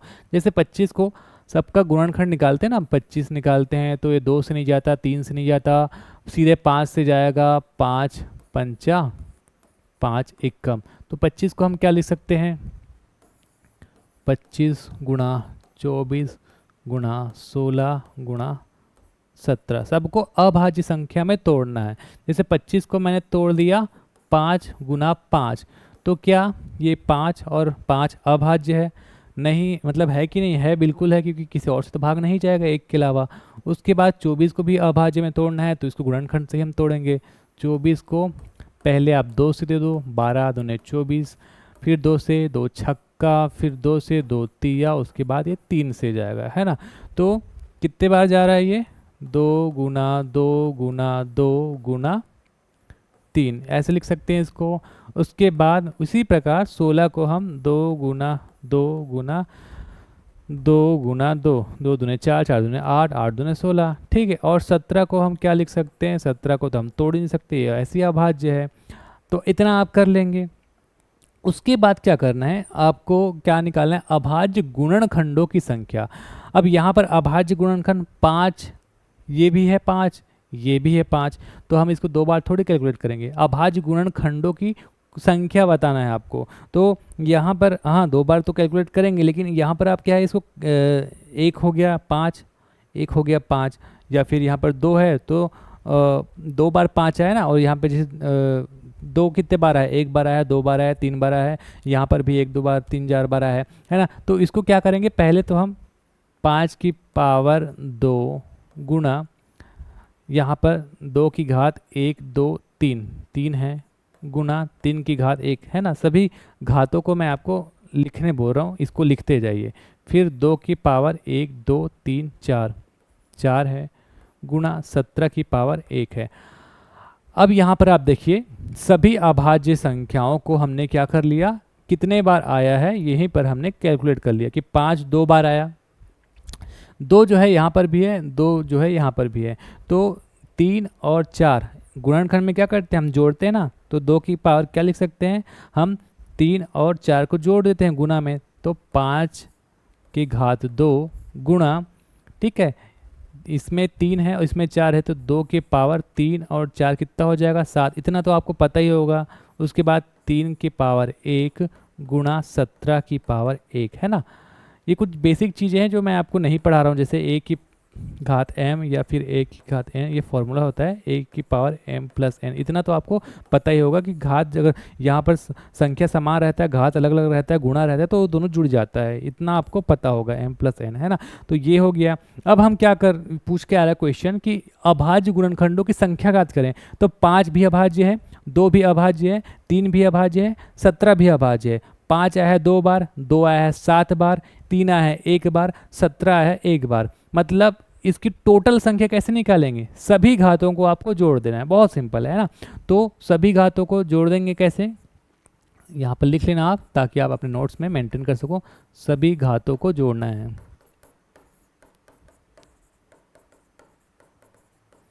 तो 2 + 7 प्लस 1 प्लस 1, 7 दूने 9, 7 और 2 9 और 1 10 और 1 11। ठीक है, तो इस तरीके से जो है टोटल कितना आ जाएगा 11। समझ गए क्या पूछ रहा था क्वेश्चन? क्वेश्चन ये पूछ रहा था कि ये जो आपको संख्या दिया गया है गुणा करके, इसमें अभाज्य गुणनखंड की जो टोटल संख्या होगी वो कितनी होगी। तो हमने पहले अभाज्य संख्याओं में इसको तोड़ा और कितने बार आया है उसको हिसाब से उसके घातों में काउंट किया, और हमको घात से ही मतलब है। तो लास्ट में हम क्या करते हैं, तोड़ के घातों की ही संख्या को जोड़ देते हैं और आंसर जो आता है यही इसका आंसर रहता है। ठीक है, अच्छे से मैंने एक्सप्लेन किया, ये चीज़ आपको समझ में आ गया होगा। अब हम आगे बढ़ते हैं और इसी चीज़ को दोबारा समझते हैं, अलग अलग टाइप के क्वेश्चन देखते हैं फटाफट, ताकि आपका कॉन्सेप्ट और अच्छे से क्लियर हो जाए। ठीक है, अगला क्वेश्चन देखिए इसी टाइप का, क्वेश्चन नंबर 2। 18 गुणित 27 गुणित 81 अभाज्य गुणनखंडों की संख्या, इसमें भी आपको ज्ञात करना है। में अभाज्य गुणनखंडों की संख्या ज्ञात करें। आपके ऑप्शन यहाँ पर है, ए है आपका 8, बी है आपका 9, सी है आपका 10, डी है आपका 11। चलिए, समझ आ गया होगा बनाना कैसे है, फटाफट बना लेते हैं। क्या करना है हमको 18 को तोड़ना है, 27 को तोड़ना है, 81 को तोड़ना है, फिर अभाज्य संख्या को हम कैलकुलेट करेंगे, उसकी घातों को जोड़ देंगे, सेम सेम रहेगा तो, और लास्ट में टोटल हम घात को ही जोड़ेंगे। ठीक है, तो 18 को हम क्या लिख सकते हैं, बताइए क्या लिख सकते हैं। 18 को 2 निया 18, फिर 3 तिया, फिर 3 एकम, क्या लिख सकते हैं 18 को, 18 गुणित 27 गुणित 81 है ना, तो 2 गुना 3 लिख सकते हैं। उसी तरह 27 को क्या लिख सकते हो आप, मैं बहुत इजी वे में बता रहा हूँ ना, ताकि आपको अच्छे समझ आओ। 3 किससे जाएगा, 3 निया, फिर 3 तिया, फिर ये 3 इक्कम। ठीक है, ये आपका 18 हो गया, गुना 3 गुना 3 गुना 3। ठीक है, 3 तिया 9 और 9 दूनी 18, 3 तिया 9, 9 तिया 27। समझ गए आप। अब इस 81 को का हम क्या लिख सकते हैं, 3 गुना 3 गुना 3 गुना 3। आप ऐसे निकालोगे ना तो यही आएगा, 3 तिया 9, 3 तिया 9 और 9 निया 81 होता है कि नहीं होता है, होता है। अब यहाँ पर देखेंगे अभाज्य में 2 कितने बार आया है, 2 केवल एक बार आया है। यहाँ पर देखेंगे कहीं पर भी 2 आया है क्या, नहीं आया है, 2 एक बार आया। गुणा 3 कितने बार आया, कैलकुलेट कर लो, तो जितने बार आएगा ना उसको जोड़ लेना, 1 2 3 4 5 6 7 8 और 1 9। 3 कितने बार आया है, 9 बार आया है। तो हमको यहाँ पर पता करना है अभाज्य गुणनखंडों की संख्या। 2 भैया अभाज्य है, एक बार आया है, 3 अभाज्य है, 9 बार आया है, मतलब 9 और 1 10, 1 प्लस 9 बराबर अभाज्य संख्या की जो संख्या है टोटल वो 10 आएगा। ऑप्शन नंबर जो सी है 10, ये आपका फाइनल आंसर आ जाएगा। इस तरीके से हम अभाज्य गुणनखंड को निकालते हैं। आगे बढ़ते हैं और इसी टाइप के कुछ क्वेश्चन देखते हैं।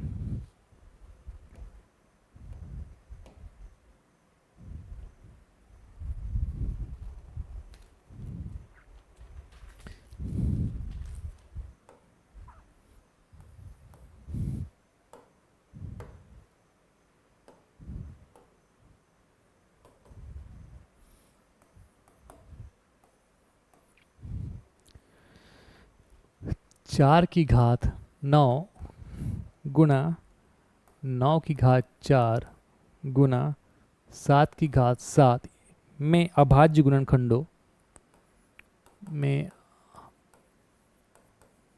अभाज्य गुणनखंडों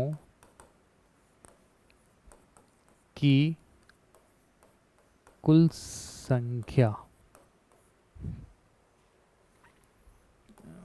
क्या होगी आपको बताना है।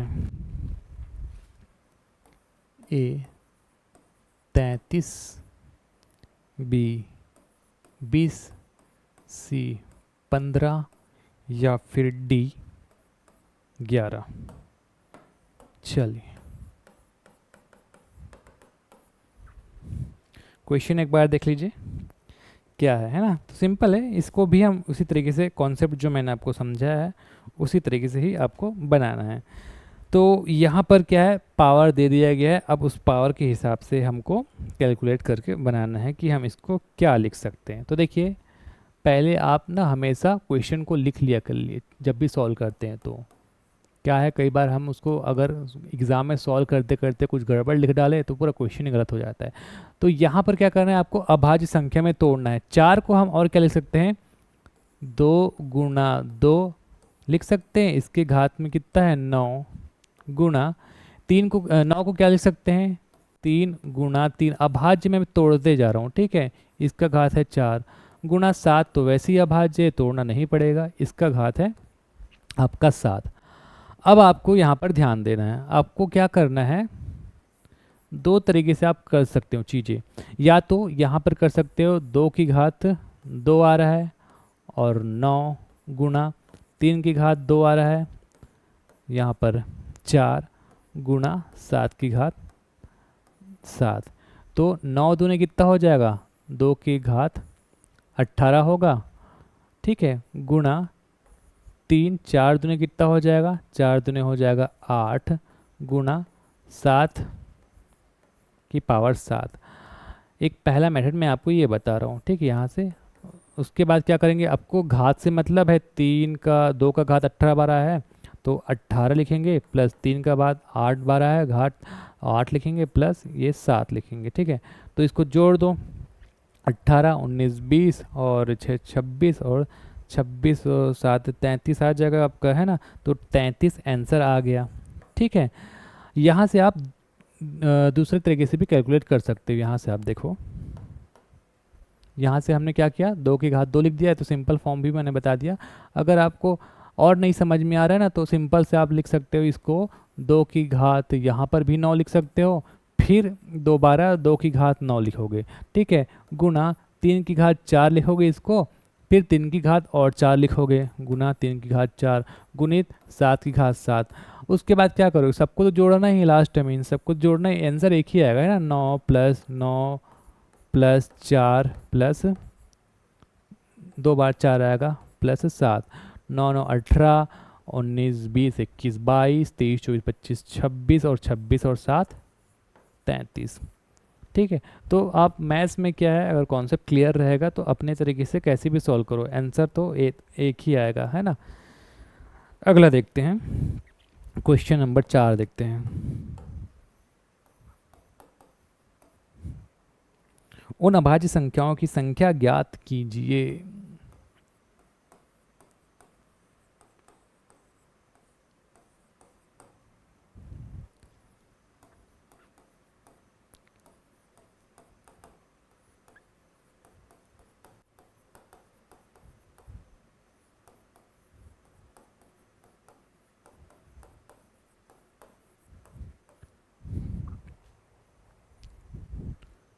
जो 30 की घात 6 में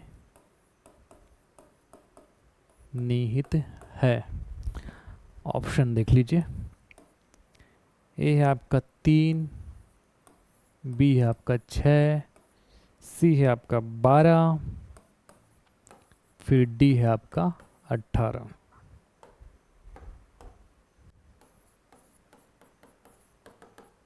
चलिए, क्या कह रहा है क्वेश्चन, आपको कुछ नहीं, 30 का 6 है ना, इसमें अब अभाज्य संख्या जो कितनी होगी उसको ही कैलकुलेट करना है।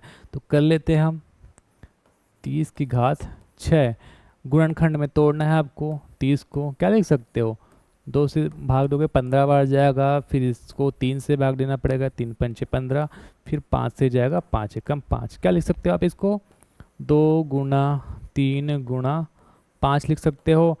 ये 2 3 और 5 किस में टूट गया, अभाज्य में टूट गया। इसका घात कितना है, 6 है, मतलब 2 की घात 6 गुना 3 की घात 6 गुना 5 की घात कितना हो जाएगा, 6। फिर आप क्या करोगे, घात से मतलब रखोगे, 6 प्लस 6 प्लस 6 कितना हो जाएगा, 6 तिया कितना हो जाएगा, 18 होगा। 18 आंसर में दिख रहा है, ऑप्शन नंबर डी 18, तो ये 18 इसका आंसर आ जाएगा।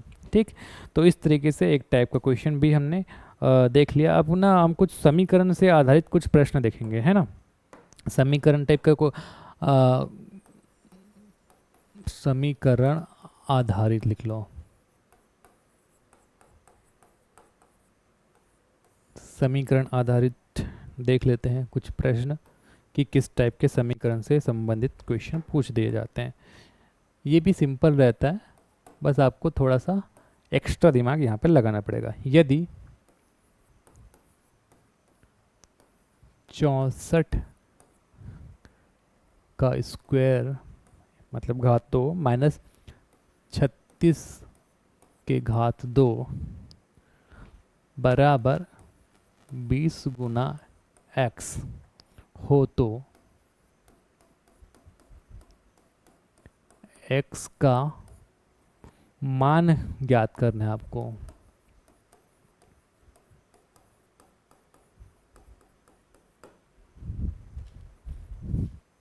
ऑप्शन है आपके ए 70, बी 120, सी है आपके 180 या फिर डी है आपका 140। ठीक, चलिए देखते हैं इसको। अगर इस तरीके का क्वेश्चन आया तो आपको ये ध्यान रखना है कि क्या क्वेश्चन का कह रहा है कि इसको आपको कैलकुलेट करना है। ठीक है, यहाँ पर इस x का वैल्यू आपको निकालना है इसको कैलकुलेट करके। तो ध्यान देंगे, अगर मैं 64 गुना 64 करूँ फिर माइनस 36 गुना 36 करूँ, बन तो जाएगा। टाइम कितना लगेगा, और आपको कोशिश क्या करना है, कंपटीशन एग्जाम का पेपर है तो हमको ट्रिक से या फिर टाइम जितना हमको कम लगे हमको सोचना है कि हम इसका क्या कर सकते हैं। तो इस तरह के क्वेश्चन को क्या करेंगे, हम यहाँ पर देखेंगे कि क्या मैं 64 को ए मान सकता हूँ और यहाँ पर 36 को बी मान सकता हूँ, तब क्या होगा, है ना। माना 64 बराबर ए और 36 बराबर बी मैं मानता हूँ, तब क्या हो जाएगा, इसको मैं क्या लिख सकता हूँ, ए का स्क्वायर माइनस बी का स्क्वायर लिख सकता हूँ बराबर 20 गुना एक्स। ये लिखा हुआ है आपका। ठीक है, अब आपको एक फॉर्मूला पता होगा, ए का स्क्वायर माइनस बी का स्क्वायर बराबर क्या होता है, ए प्लस बी, ए माइनस बी होता है कि नहीं होता, सबको आपको पता होगा ना। ए प्लस बी का होल स्क्वायर, ए माइनस बी का होल स्क्वायर, ए का स्क्वायर माइनस बी का स्क्वायर, ये सब आपको सिंपली आपको याद होना चाहिए, है ना। अगर आपको याद नहीं तो बहुत सिंपल सा मैं ट्रिक बता देता हूँ आपको कैसे इस सारी चीज़ों को निकाल सकते हैं। जैसे ए प्लस बी का होल स्क्वायर होता है आपका ए का स्क्वायर प्लस बी का स्क्वायर प्लस 2ab, है ना। आप भूल गए तो कैसे करेंगे, ए प्लस बी 2 बार लिख लेना। ठीक है, और यहाँ पे गुना करते जाना, जैसे कि ए का गुना इन दोनों के बार करना तो ए का स्क्वायर हो जाएगा और ए बी होगा, प्लस बी का इन दोनों से करना तो क्या हो जाएगा, ए बी प्लस बी का स्क्वायर जोड़ दो, ए का स्क्वायर प्लस 2 बार ए बी है 2ab प्लस बी का स्क्वायर। इसी तरीके से A plus A minus B का होल स्क्वायर कैसे निकालोगे, ए माइनस बी और ए माइनस बी करके निकालोगे, है ना। और ए स्क्वायर माइनस बी का स्क्वायर, ए प्लस बी ए माइनस बी कैलकुलेट करोगे ना, तो इसको करोगे कैलकुलेट तो यही आ जाएगा। तो इस तरीके से इन सारी चीज़ों को निकाला जाता है और इतना आपको याद रहना चाहिए। वैसे मैं आपको बहुत सरलता से बता रहा हूँ। अब कई लोग बोलेंगे कि सर ये भी मुझे समझ में नहीं आ रहा है, और कई लोग को ये चीज़ बेकार लगे कि सर इतने सारे इजी चीज़ों को क्यों बता रहे हैं। तो चूँकि सबके लिए ये क्लास है, जिसको बिल्कुल कुछ भी नहीं पता उनको भी ये सारी चीज़ें समझ में आनी चाहिए, इसलिए मैं ये चीज़ें बता रहा हूँ, है ना। बहुत इजी चीज़ था जो मैंने एक्सप्लेन किया, उतना आपको पता होना चाहिए अगर आप कॉम्पिटिशन एग्जाम की तैयारी कर रहे हो, तो फिर भी मैंने आपको बता दिया। चलो अब आगे लिखते हैं 20 गुना एक्स। अब आपने जो माना है उस वैल्यू को फिट कर दो। ठीक है, यहाँ पर क्या है, ए मैंने माना 64, बी माना 36, तो 64 प्लस 36 गुना ब्रैकेट में अगर गुना यहाँ पर नहीं भी है तो हम उसको गुना मानते हैं, है ना। 64 माइनस 36 बराबर 20 गुना x। ठीक, 64 में 36 जोड़ दो, कितना हो जाएगा, 100 हो जाएगा। 100 गुणा, अब यहाँ पर 36 घटा दो, कितना बच जाएगा आपका। 64 में अगर 36 घटाओगे तो यहाँ पर 36 में घटा दो यार 64, चलो ये 14 हो गया। 14 में 6 घटाओगे तो कितना बच जाएगा आपका, कर लो कैलकुलेशन। 36 से 14, 6 4 4 8 हासिल है 1, और ये 36 4 4 3 और 1 4 2, ठीक, 28 बराबर 20 गुना x। ठीक, चलिए कभी कभी सिंपल कैलकुलेशन भी काफ़ी टाइम से पढ़ाते रहोगे, थकान की वजह से कॉम्प्लेक्स लग जाता है। चलिए अब यहाँ पर हम करते हैं x बराबर, ये 2800 हो जाएगा। 28 गुना 100 करोगे क्या हो जाएगा, 2800 हो जाएगा। 2800 बराबर 20x। अब यहाँ पर कर लो x बराबर 2800 बटा 20, ये कट गया, ये कट गया, क्या बचा आपका 280 बटा 2, 2 एक कम 2, 2 चौके 2 शून्य बराबर कितना आ गया, 140 आ गया।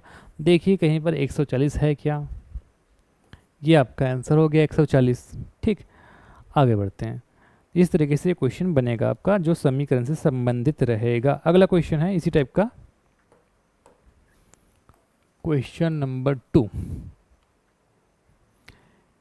856 प्लस 167 का होल स्क्वायर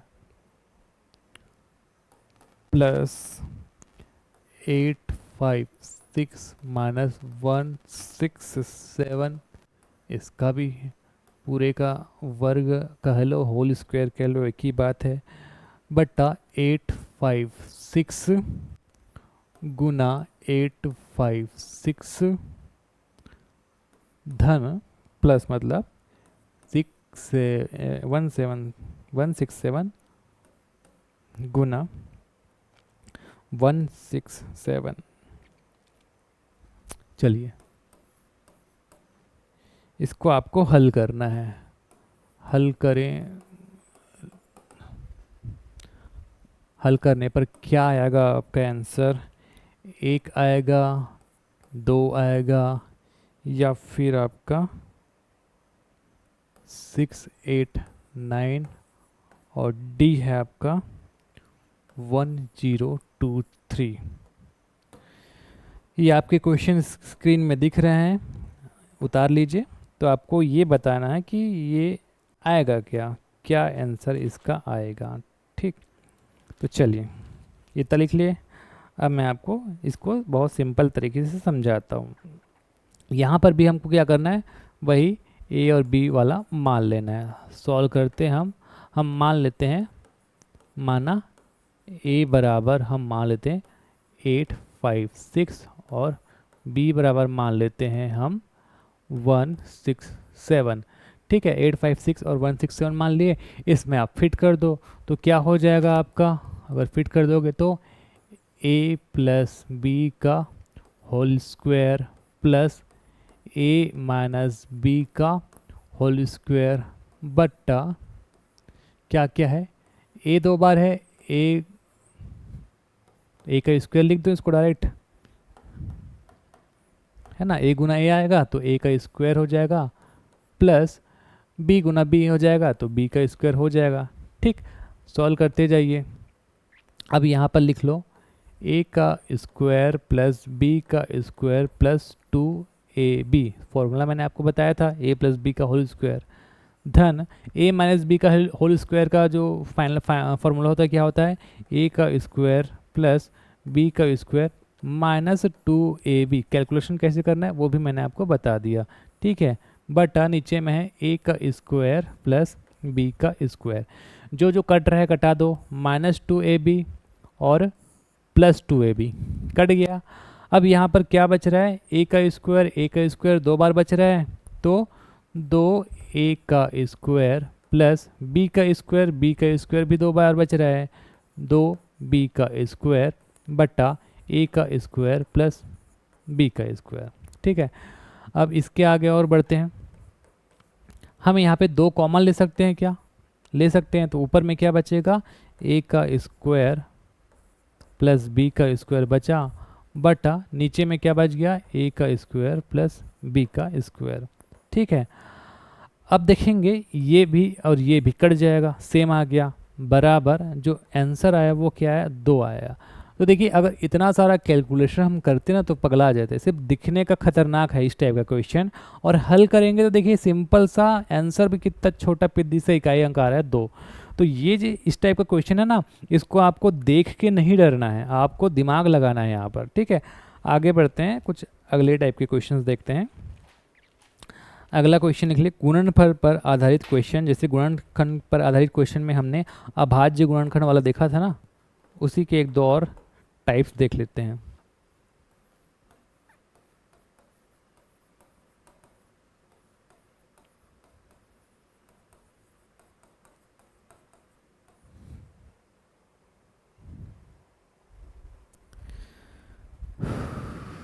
इसमें पहला देख लेते हैं हम, अभाज्य गुणनखंड। कुछ क्वेश्चन मैंने स्टार्टिंग में इससे पहले पढ़ा दिया था ना अभाज्य गुणनखंड वाला, कुछ और 1-2 टाइप देख लेते हैं। जैसे कि पहला क्वेश्चन है आपका 240 के अभाज्य गुणनखंडों की संख्या ज्ञात करें। 240 के अभाज्य गुणनखंडों की संख्या।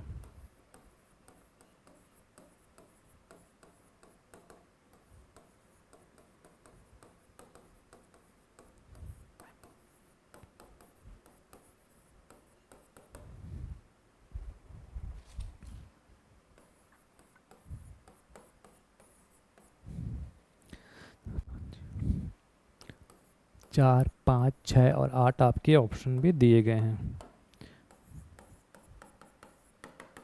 तो चलिए इस क्वेश्चन को लिख लीजिए। अब यहाँ पर पूछ रहा है कि आपका जो अभाज्य गुणनखंड की जो टोटल संख्या होगी वो क्या होगी। ठीक है, तो इससे पहले भी मैंने आपको इसके बारे में बताया था कि हम अभाज्य में तोड़ते हैं और उसके बाद उसके घातों को निकालते हैं और उसका टोटल कर देते हैं। तो चलिए इसी को एक बार और हम रिवीजन कर लेते हैं, सॉल्व कर लेते हैं। 240 को आप तोड़िए अभाज्य में, 2 से तोड़िए, 2 12 में 120 में चले जाएगा, 2 से फिर तोड़िए, 2 60 से चले जाएगा, 2 से तोड़िए फिर 30 से चले जाएगा, फिर 2 से तोड़िए 15 से चले जाएगा, अब 3 से जाएगा, 3 पंचे 15, अब जाएगा ये 5 से सीधे, है ना। तो 2 कितने बार आ गया? 1 2 3 4, 2 की घात 4 आ गया, गुना 3 कितने बार आया है? 1 बार, और 5 कितने बार आया है? 1 बार। इतना समझ में आ गया? 2 4 बार आया, 3 1 बार आया, 5 1 बार आया। हमने अभाज्य में इसको तोड़ा। अब अभाज्य गुणनखंडों की संख्या आपसे पूछा जा रहा है, तो हम क्या करते थे? जो टोटल घात है ना, इसको जोड़ देते थे। तो यहाँ पे आएगा 4 + 1 बराबर 6। तो आपका आंसर आ जाएगा ऑप्शन नंबर सी, आपका ये हो गया 6। अगर जो है अभाज्य गुणनखंडों की कुल संख्या पूछे तो। अब आते हैं कि अगर कुछ और टाइप का क्वेश्चन पूछता है तो, है ना। जैसे कि गुणनखंड की कुल संख्या ज्ञात करें। अब अभी तक हमने देख रहा था कि अभाज्य गुणनखंड की संख्या, ये मैं आपको वापस रिमाइंड करने के लिए बताया क्योंकि वो पढ़ चुके थे। अब हम ज्ञात करेंगे गुणनखंड की कुल संख्या। अगर ज्ञात करने पूछा जाए तो कैसे बनाएंगे? अब ट्रिक याद रख लेना, गुणनखंड की कुल संख्या पूछा जाए या फिर कुल ना लिखकर सिर्फ संख्या पूछा जाए, संख्या, है ना। इस टाइप के क्वेश्चन अगर आपसे पूछा जाए तो आप कैसे बनाएंगे?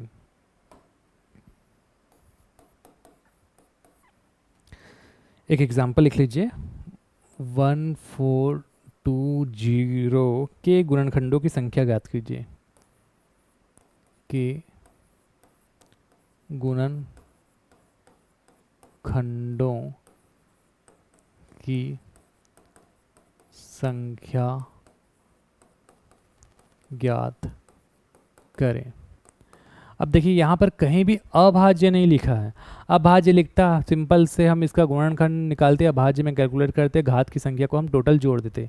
अब यहाँ पर पूछा जा रहा है कि गुणनखंड की संख्या, मतलब देखिए इसमें क्या पूछा जा रहा है, जैसे कि ये जो 1 4 2 0 है ना, ये 2 से भी भाग जा सकता है, 3 से भी, 4 से भी, 5 से भी, कितने गुणनखंडों से भाग जा सकता है, तो उसकी जो है आपको कुल संख्या बताना है ना। तो इस टाइप के क्वेश्चन को हम कैसे बनाते हैं वो आप देख लीजिएगा। पहले आप इसके ऑप्शंस लिख लीजिए। ऑप्शन है आपका 12, बी 13, सी 14 या डी 15।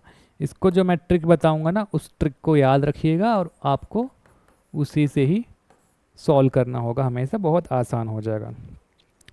पहले तो हम वो वाला चीज़ फॉलो करेंगे जो हमने इससे पहले पढ़ लिया था। अभाज्य गुणनखंड में हम कहाँ तक फॉलो करते थे उतना आप फॉलो कर लीजिए। इसको हम तोड़ते थे, 2 से तोड़ लीजिए, 2 सत्ते 2 एकम 2 जीरो, फिर 2 से चले जाएगा क्या, 2 तिया 6 2 पंचे 10, फिर 2 पंचे 10। ठीक, अब किससे जाएगा, अब तो जाएगा 5 3 8, और आप 10 3 13, 3 से तो नहीं जाएगा, सीधा ये जाएगा आपका 5 से। ठीक है, तो 5 से अब जाएगा 5 सत्ते 35, 5 एकम 5, फिर 71 किसी से जाता है क्या, 71 तो किसी से जाता ही नहीं, तो 71 जो है वो 71 एकम 71। तो अगर हम इसको तोड़ रहे हैं तो 2 गुना 2 गुना 5 गुना 71 आता है, जिसको हम लिख सकते हैं 2 की पावर 2 गुना 5 की पावर 1 गुना 71 की पावर 1। इतना तो हम क्या करते थे, पहले ही समझ गए थे। इसके बाद हम अगर इसी में नोट करके लिख लो, अगर इसी में अभाज्य संख्या पूछा जाता, अभाज्य संख्या के बारे में पूछा जाता, कैसे पूछा जाता, अभाज्य गुणनखंडों की संख्या, अभाज्य गुणनखंडों की संख्या पूछा जाता, तो आप आराम से 2 + 1 + 1 बराबर 2 + 1 + 1 बराबर 4 ऐसे निकाल लेते। लेकिन ये नहीं पूछा जा रहा है। क्या पूछा जा रहा है, कुल गुणन, केवल अभाज्य गुणनखंडों की संख्या नहीं पूछा जा रहा है, कुल गुणनखंडों की संख्या पूछा जा रहा है। तो इस टाइप के क्वेश्चन के लिए हम क्या करते हैं, जितने भी यहाँ पर आप देखेंगे जितने भी घात है ना, उसमें हम एक करके समझाता हूँ मैं आपको कि यहाँ पे हमको क्या करना है। जितने भी घात है उसमें लिख लीजिए, एक जोड़कर गुना करना है ना। इस टाइप के क्वेश्चन में हम क्या करेंगे, घात में एक जोड़कर, घात में एक जोड़कर गुना करना है। इसको लिख लो आप, ये ट्रिक है। अगर कुल गुणनखंड या फिर गुणनखंडों की संख्या अभाज्य ना लिखा रहे हो, गुणनखंड पूछे, तो ये ट्रिक है। जो घात आएगा ना इसमें एक जोड़ना है। जैसे कि यहाँ पर देखेंगे क्या क्या घात आया है, 2 1 और 1, तो 2 + 1 गुना, यहाँ पर 1 आया है, 1 + 1 गुना, यहाँ पर भी 1 आया है, 1 + 1। ठीक, यहाँ पर अगर गुणनखंड की संख्या अगर आपसे पूछे ना, तो जो भी घात आएगा कुछ नहीं करना है आपको, बस उसमें 1 जोड़ देना एक्स्ट्रा। ठीक है, तो यहाँ पर क्या हो जाएगा, 3 गुना 3, नहीं 3 नहीं आएगा, 2 आएगा, एक कितना हो जाएगा 2, 3 गुना 2 गुना 2 क्या हो जाएगा, 3 दूने 6, 6 दूने 12। आंसर है क्या 12, ऑप्शन नंबर ए आपका आंसर 12 है। तो ध्यान देंगे, अगर हमको सिंपल से अभाज्य गुणनखंडों की संख्या पूछा जाए तो बस उस घात को हम जोड़ देंगे। लेकिन अभाज्य ना लिखा रहा हो, गुणनखंडों की संख्या पूछा जाए, तो बस एक एक्स्ट्रा एफर्ट लगा लेना, जो घात बचेगा सिर्फ उसमें एक जोड़ना है और आपस में उसको गुणा करना है। यहाँ ध्यान देंगे, हम अभाज्य में घात को जोड़ते थे, गुणा नहीं करते थे। कुल जहाँ पर लिखा होगा वहाँ पर एक जोड़कर उसको आपस में गुणा करना है, क्योंकि वो गुणनखंड कुल तो ज़्यादा ही रहेगा ना अभाज्य से, इसलिए आपको थोड़ा सा यहाँ पर ये वाला ट्रिक याद रख लेना है।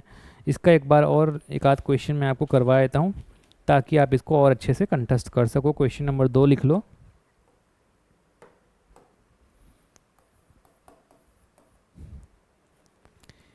एक साथ दो 8 के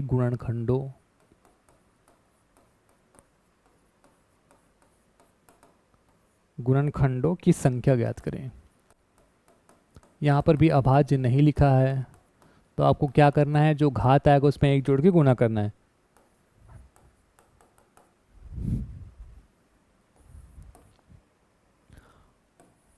अट्ठाईस, 29,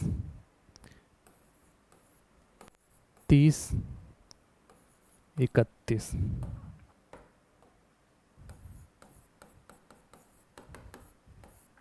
चलिए क्या करना है समझ आ गया। तो हम क्या करेंगे, 1728 गुणनखंड में इसका हम निकालेंगे। ठीक है, तो चलिए निकालते जाइए।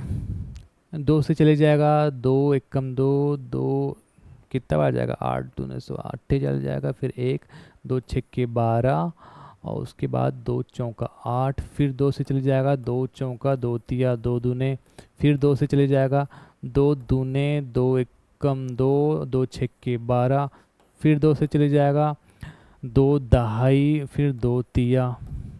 ठीक है ना, 2 एकम 2, 2 शून्य, और ये क्या है, ठीक।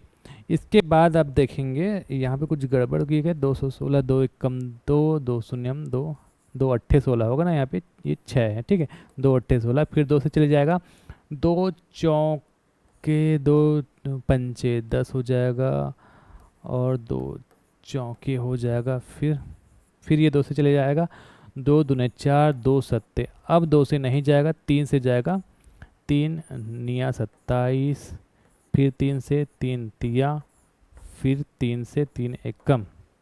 ठीक है, तो 2 कितने बार आ रहा है, 1 2 3 4 5 6, 2 की घात 6 बार, गुणा 3 कितने बार आ रहा है, 1 2 3। ठीक है, तो 3 कितने बार आ गया, 3 आ गया 3 बार, लिख लें इसको।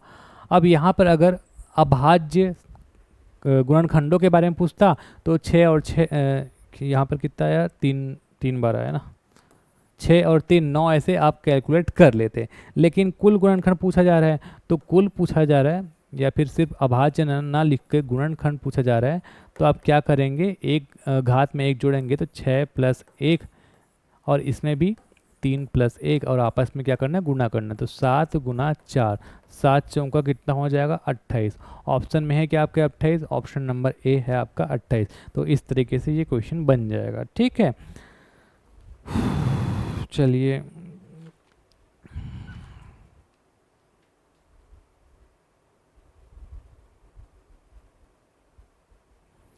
अब अगला जो टाइप है आपका गुणनखंडों का योग पर आधारित।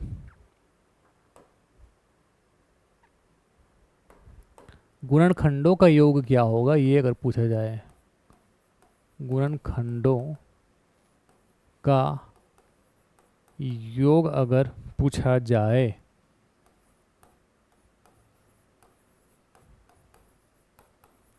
तब आप क्या करेंगे। सबसे पहले मैंने आपको बताया अभाज्य गुणनखंड के बारे में, उसके बाद गुणनखंडों के बारे में। अब गुणनखंडों की योग के बारे में अगर पूछ दिया जाए, तब आप क्या करेंगे। एक एग्जाम्पल से समझते हैं कि किस टाइप से पूछा जा सकता है। जैसे संख्या 270 के सभी गुणनखंडों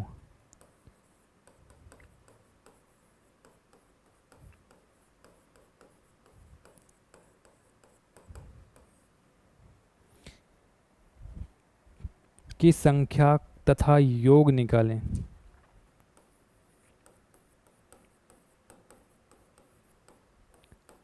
तथा योग निकालें। आपका ऑप्शन क्या क्या हो सकता है, ए है 16,720, बी है 9,700, सी है आपका 69,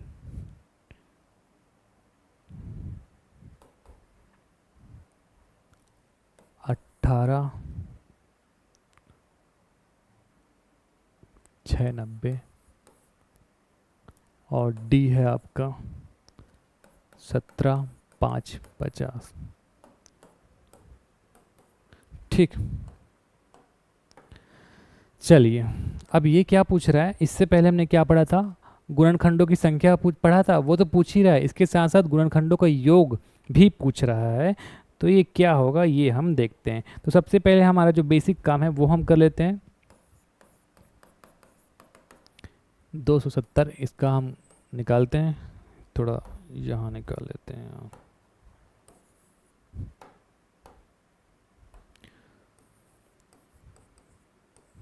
चलिए इसको तोड़िए। 2 एक कम 2, 2 तिया 6, फिर 2 पंचे 10, फिर 2 से जाएगा क्या, इसके बाद से 2 से तो नहीं जाएगा क्योंकि लास्ट में 5 है। 5 3 8 और एक 9, जब भी टोटल जो है 3 के भाजक हो जाता है ना, मतलब ऐसी संख्या है जो 3 से भाग चली जाए तो ये बड़ी संख्या भी 3 से चली जाएगी, तो मतलब 3 से चली जाएगी तो 3 से कितना जाएगा, 3 चौके 12 और 3 पंचे 15, फिर 3 से 15 तिया 45 होगा, फिर 3 से 3 पंचे, उसके बाद 5 एक कम, मतलब ये कितना आ गया, 2 की घात 1 आ गया गुना 3 1 2 3, 3 की घात कितना आ गया, 3 आए ना, 3 की घात 3 और 5 कितने बार आया, 5 एक बार आया। ठीक, इतना क्लियर हो गया कि 2 भैया एक बार आया है, 3 3 बार आया है और एक जो आया है 5 जो आया है वो एक बार आया है। तो पहला जो पूछ रहा है, फर्स्ट जो पूछ रहा है वो हम बना लेते हैं। फर्स्ट क्या पूछ रहा है, गुणनखंडों की संख्या।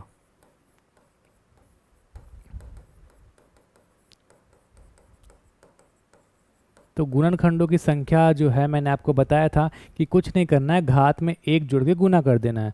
तो 1 + 1 हो जाएगा गुणा 3 + 1 हो जाएगा गुणा 1 + 1 हो जाएगा, बराबर हो जाएगा 2 गुणा 4 गुणा 2, 4 दूने 8, 8 दूने 16। ठीक है, दूसरा जो है वो क्या पूछ रहा है, दूसरा पूछ रहा है गुणनखंडों का योग, योग पूछ रहा है ना, गुणनखंडों का योग। तो ध्यान देंगे अब हम यहाँ पर क्या करेंगे, जब भी योग पूछा जाएगा तो आपको क्या करना पड़ेगा, यहाँ पर ध्यान देंगे, ये जो 2 के घात 1 दिख रहा है, 3 की घात 3 दिख रहा है, 5 की घात 1 दिख रहा है ना, इसको आपको कुछ इस प्रकार से लिखना पड़ेगा। पहले मैं आपको यहाँ पे बता देता हूँ कि लिखना किस तरीके से पड़ेगा। 2 की घात 1 गुणा 3 की घात 3 गुणा 5 की घात 1, इसको किस तरीके से लिखना पड़ेगा आपको, 2 की घात 0, ध्यान देंगे यहाँ पर 2 की घात 0 प्लस 2 की घात 1। ठीक है, ये गुणा तो यहाँ पर रहेगा, फिर 3 की घात आपको 0 से स्टार्ट करना है, ये 3 है ना तो हमको 0 से लेकर 3 तक जाना है। 3 की घात 0, 3 की घात 1, 3 की घात 2, 3 की घात 3।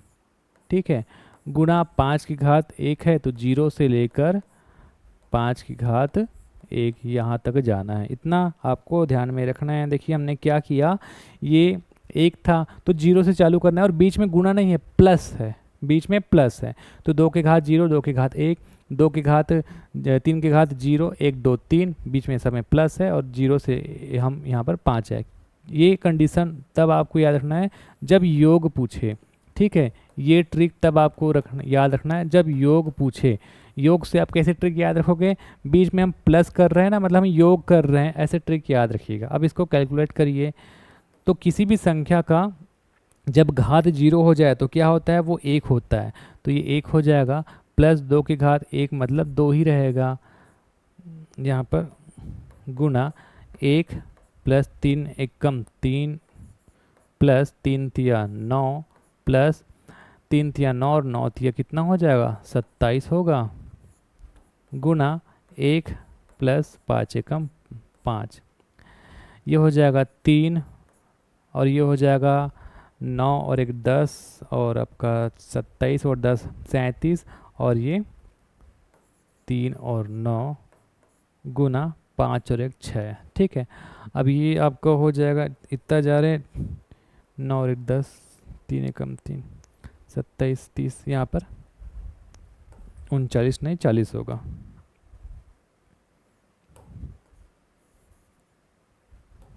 ठीक, यहाँ पर देखिए 27 और 3 कितना हो जाएगा, 30 हो जाएगा, 9 1 10 तो मतलब 40 हो जाएगा आराम से, गुना ये 6। अब 6 12 6 3 18, 18 गुणित 40। अब इसको कैलकुलेट कर लो, तो 18 गुणित 40 को जब आप कैलकुलेट करोगे तो कितना आ जाएगा, 720 ये आ जाएगा। तो यहाँ पर आप देखेंगे कि गुणनखंडों की जो संख्या है वो आपका 16 आया और गुणनखंडों का योग जो है वो 720 आया। ठीक है, तो 16 720 ये आपका आंसर रहेगा। कैसे हमको ध्यान रखना है, जब संख्या पूछा जाए तो घात में 1 जोड़कर गुना कर देना है, और जब योग पूछा जाए तो हमको इस तरीके से इसको बनाना होगा। ठीक है, ये कुछ एक दो ट्रिक है ना, वो कहीं ना कहीं आपको ध्यान में रखना होगा, और ये जब जब आप प्रैक्टिस करते जाओगे तब वो आपको याद होते जाएगा। ठीक है, अगला एक और क्वेश्चन है,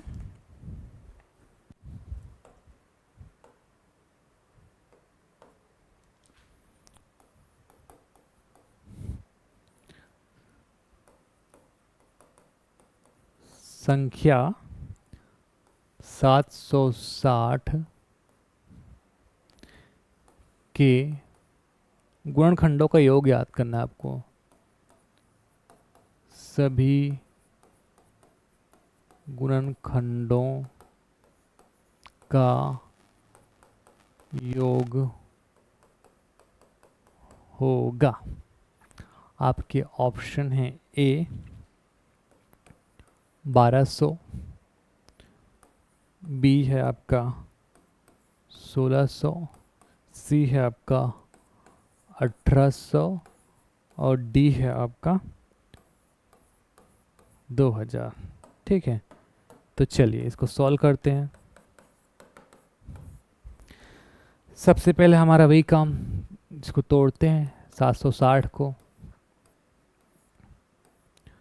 2 तिया 6, 2 अट्ठे 16, 2 शून्यम 0, 2 एकम 2, 14 एकम 14, 14 28, फिर ये हो जाएगा देखिए 2 एकम 2, 2 निया 18, उसके बाद हो जाएगा ये 2 शून्यम 0, फिर 2 से टूट जाएगा 2 एकम 2, इसके बाद 2 निया 18, 1 बच गया, 2 पंचे 20। ठीक है, अब यहाँ पर आप देखेंगे ये तो 5 से जाएगा, तो 5 एकम 5 बच गया 4, 5 नहीं 45, 19 किसी से जाता है क्या, 19 किसी से नहीं जाएगा, तो ये हो गया 19। क्या आ रहा है, 2 की पावर 1 2 3, 2 की घात 3 गुना 5 की घात 1 गुना 19 की घात 1, ये आ रहा है। अब आपको क्या निकालना है, निकालना है आपको योग। तो मैंने आपको ट्रिक बताया था योग के लिए कि यहाँ पर क्या करना है, 2 की घात आपको 0 प्लस 2 की घात 1 प्लस 2 की घात 2 प्लस 2 की घात 3 तक जाना है। 0 से चालू करना है और 3 तक चलना है, और बीच में रहेगा प्लस, गुना 5 की घात 0 प्लस 5 की घात 1 गुना 19 की घात से 0 प्लस 19 की घात 1। ठीक है, ये क्या हो जाएगा, 1 प्लस 2 प्लस 4 प्लस 8 गुना 1 प्लस 5 गुना 1 प्लस 19। ठीक, यहाँ तक ठीक है, इसको जोड़ लो तो 8 कितना हो जाएगा, 10 4 14 और ये 15 गुना 5 6 गुना ये 20। ठीक है, तो 15 6 के 90 गुना 20, 9 दूने 18 और 2 ठो 0 लगाए तो 2 ठो 0, 1800, ये आपका आ जाएगा 1800। ठीक है, तो इस तरीके से जितने भी टाइप के क्वेश्चन लगभग पूछे जाते हैं संख्या पद्धति में आपके व्यापम वर्ग एग्ज़ाम में, पीएससी एग्ज़ाम में, वो हमने कवर किया हुआ है। तो उम्मीद करता हूँ आपको समझ में आ गया होगा। अगर आप पेड क्लास अभी तक ज्वाइन नहीं किए हैं तो पेड क्लास हमारे मोबाइल एप्लीकेशन से ज्वाइन कर सकते हैं। अगर आपको वीडियो पसंद लगा, अच्छा लगा, तो वीडियो को लाइक कर दीजिएगा, दोस्तों में शेयर कर दीजिएगा। तो आज के लिए बस इतना ही, मिलेंगे अगले क्लास में। नमस्कार, धन्यवाद।